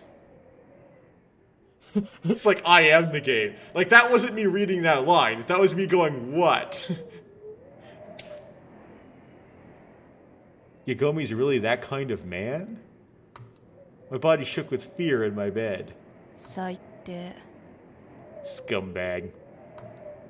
Her voice was 刑 cold. 法第174条公然とわいせつな行為をした者は6月以下の懲役もしくは30万円以下の罰金または拘留もしくは科料に処する Article 174 of the criminal law. A person who commits an indecent act in public shall be punished by imprisonment with work or not more than 6 months. My microwave randomly beeped. 私下ネタって大嫌いなの Is she a prosecutor? A fine of not more than 300,000 yen? Misdemeanor, imprisonment without work, or petty fine. I can't stand dirty jokes. Oh, it's just a joke. Well, it scared me. それは残念だ。 That's really too だが bad. 安心しろ。間違っても君を襲ったりはしない。 But don't you worry, I wouldn't go after you even by mistake. さっさとお茶作れ Due to the lack of alcohol available. I mean, good, I'm drunk enough. Okay, hurry up and make some tea. ほんの冗談じゃないか。 I'm just kidding. 二度と喋んな Don't talk ever again. Oh, that's final. That's... Complaining under his breath, Yogomi went downstairs. Sighing a little, Mayuzumi sat down in front of the stove. Pretending to be asleep, I shook my head slightly. Mayuzumi was the kind of person I couldn't get along with, so I kept trying my best to avoid her. She herself probably hated me, too. I didn't know if it was bad for things to have developed like this. Just like Yogomi had said, if we were in a situation where everyone must help each other. If I told her how I felt about her, then things between us might get to an unsalvageable point. But I just can't get along with her. なんで Why? I could barely hear her now, quiet voice, her low, quiet 私の voice. ことなのに Even though it's already been so long, 私らしくない this isn't like me at all. Is she talking to herself? Her voice was no longer as sharp as it was before. For some reason, it almost sounded lonely. Intrigued, I opened my eyes to take a peek. Curled up in a ball in front of the stove, Mayuzumi stared fixedly at something she was holding in her hands. A photo? My eyes looked ever closer. It was a photo of Mayuzumi. A younger Mayuzumi. Like a carefree young girl, she looked at the camera with a truly blissful smile on her face. An expression so calm and peaceful, it was as if only the person she trusted completely was looking at her. And the Mayuzumi in the photo shone so brightly. I wonder what thoughts were running through her head as she gazed at that photo. サトル Satoru. My heart skipped a beat when I heard those quiet words. Just now, I was certain I had heard Mayuzumi whisper Satoru. Just as I thought, she knows Yukido Satoru. I wanted to push her harder to get the truth. For some reason, I couldn't do it. Perhaps I just felt too guilty digging into her past like this. Plus, even if I ask, I probably still won't get an answer from her. I gently closed my eyes. Mayuzumi was also fighting. She acts like she's tough, but in reality she too is troubled and anxious. So Mayuzumi and Satoru are related somehow. They may be brother and sister, or like childhood sweethearts, something like that. Okay. I'm not the only one suffering. I held Yuni's body tightly in my arms, so that I wouldn't forget his warmth if something were to happen to us, so that I could remember that I was not alone. If nothing else, just being here right now is enough for me. Turn of the day? Yes. January 12th, the second day. Oh, January now instead of... What? Okay, I write that down. So, the first day was August 11th. The second day is January 12th. That might make a difference. So we might be jumping to a completely different Kokoro. This is completely different. So let's see if the newspaper article doesn't even exist in this timeline. When I came to my senses, I was engulfed in darkness. I couldn't see anything. I couldn't hear anything. I couldn't smell anything. I couldn't feel anything. Maybe this is Satoru. Hey, what? I couldn't make a sound, even my voice was gone. I found myself in darkness so total, it was as if an even further blackness had been enfolded into the dark of night. I had no sense of up or down. I didn't know whether I was facing upward, downward, or even if I was awake or asleep. Nothing was touching me, as if I was floating in zero gravity. I couldn't feel the clothes I was wearing. I couldn't move my limbs. I was like a disembodied brain. Okay, I didn't even know where my arms and legs were. It wasn't hot nor was it cold. I couldn't feel air around me at all. I wasn't breathing. I couldn't feel my heart beating. Huh? What is this? What is this? What is this? What is this? What is this? What is this? What is this? What in the world is going on? What is happening to my body? What has happened to me? What happened? Is there anyone here? Anyone? Anyone? Anyone? Anyone? Please, someone answer me. Answer me. Tell me. Answer me. The darkness in front of me suddenly vanished, and my field of vision was enveloped in light. A floating feeling. What an incredible sensation. Even though I shouldn't be able to feel anything, I can sense my body floating. Floating. Floating. It feels so pleasant. Such a safe, relaxing sensation. It's the first time I felt this way. Whatever. It doesn't matter anymore. Let's just leave everything as it is now. And just then, I caught a glimpse of it for only a moment. To be more exact, the body that I entered. Satoru's body. Satoru's body was floating face down in the bathtub, his upper half submerged in water. His body wasn't moving at all. Satoru is dead. And so am I. I see. I understood it all now. Back then, I had felt there was someone behind me in that bathroom, wrapped in darkness. Someone must have killed Satoru after that. Killed. I'm sorry. I'm sorry, Satoru. This all happened because I wasn't careful. I'm sorry. I'm so sorry. I have to apologize to you later. I'm coming to apologize to you now. So please forgive me. So Satoru continues in Kokoro's body. Without shedding a tear or letting out a single sob, I cried. And cried and cried and cried. Before long, the world faded away. It's my world, not the world. What?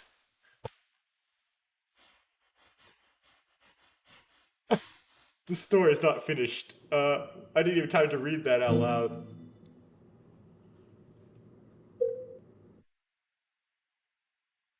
I guess that was a yes.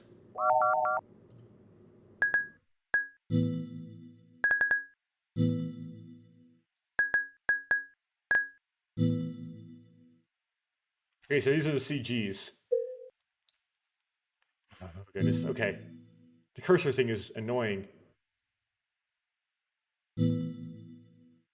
So, Uni on the plane. Uni showing the mirror. Her name is, she's Utsumi. So Utsumi trying to take care of Satoru and finding out body swapping happened. Blames it on Did. This is Kaiko, Inabushi Kaiko, or at some point she claims to be Suzukage Hotori or something.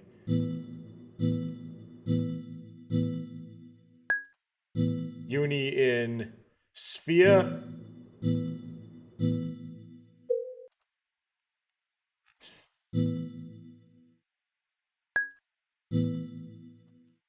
Satoru. Okay, looking in the mirror.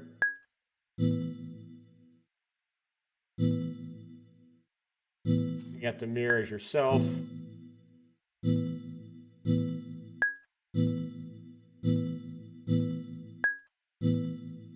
And this is Mayuzumi. And then these are all locked in. Those are all locked in. Oh my goodness. Satori in the snow. Wow. Wow, there's a lot. Okay. I'll watch the opening. Oh, these are just the cinematics. Okay.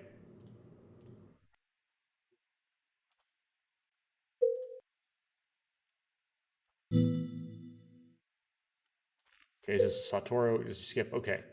Cool. I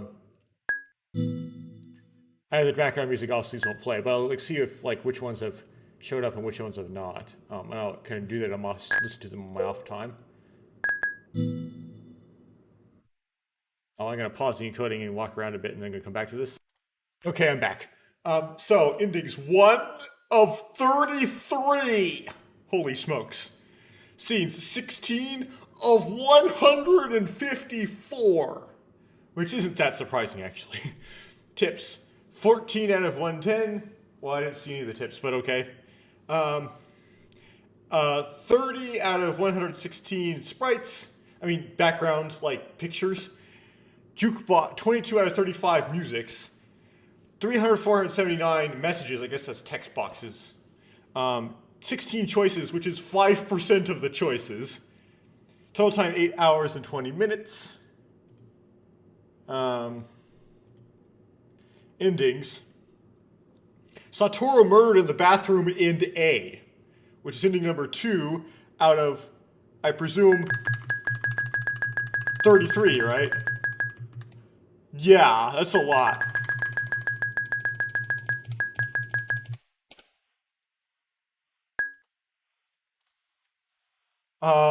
Scenes. Heaven is here, 63%. Because it didn't get all the choice. I didn't get all the different choices, right? The alpha and the omega, blah, blah, blah, blah, closed off structure, okay. I guess the percentage is just how much of the text you've seen in that scene.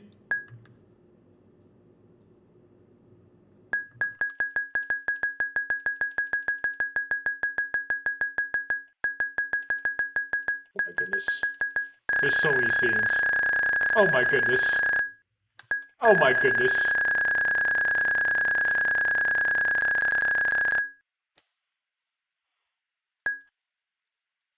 Tip, social, sanity, R, sphere. Okay, so many words. These are the blue highlighted words, it appears. Okay. Wow. I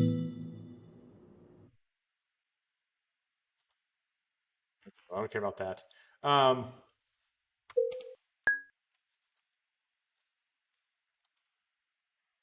What the hey? Okay, well, since this recording, I guess, we got a lot of work to do here. This is I mentioned this to somebody like in the middle of the recording when I was in that big pause. This is the Finnegan's Wake of Japanese visual novels. Given I haven't actually read Finnegan's Wake, all I know is it's just some really confusing thing by James Joyce.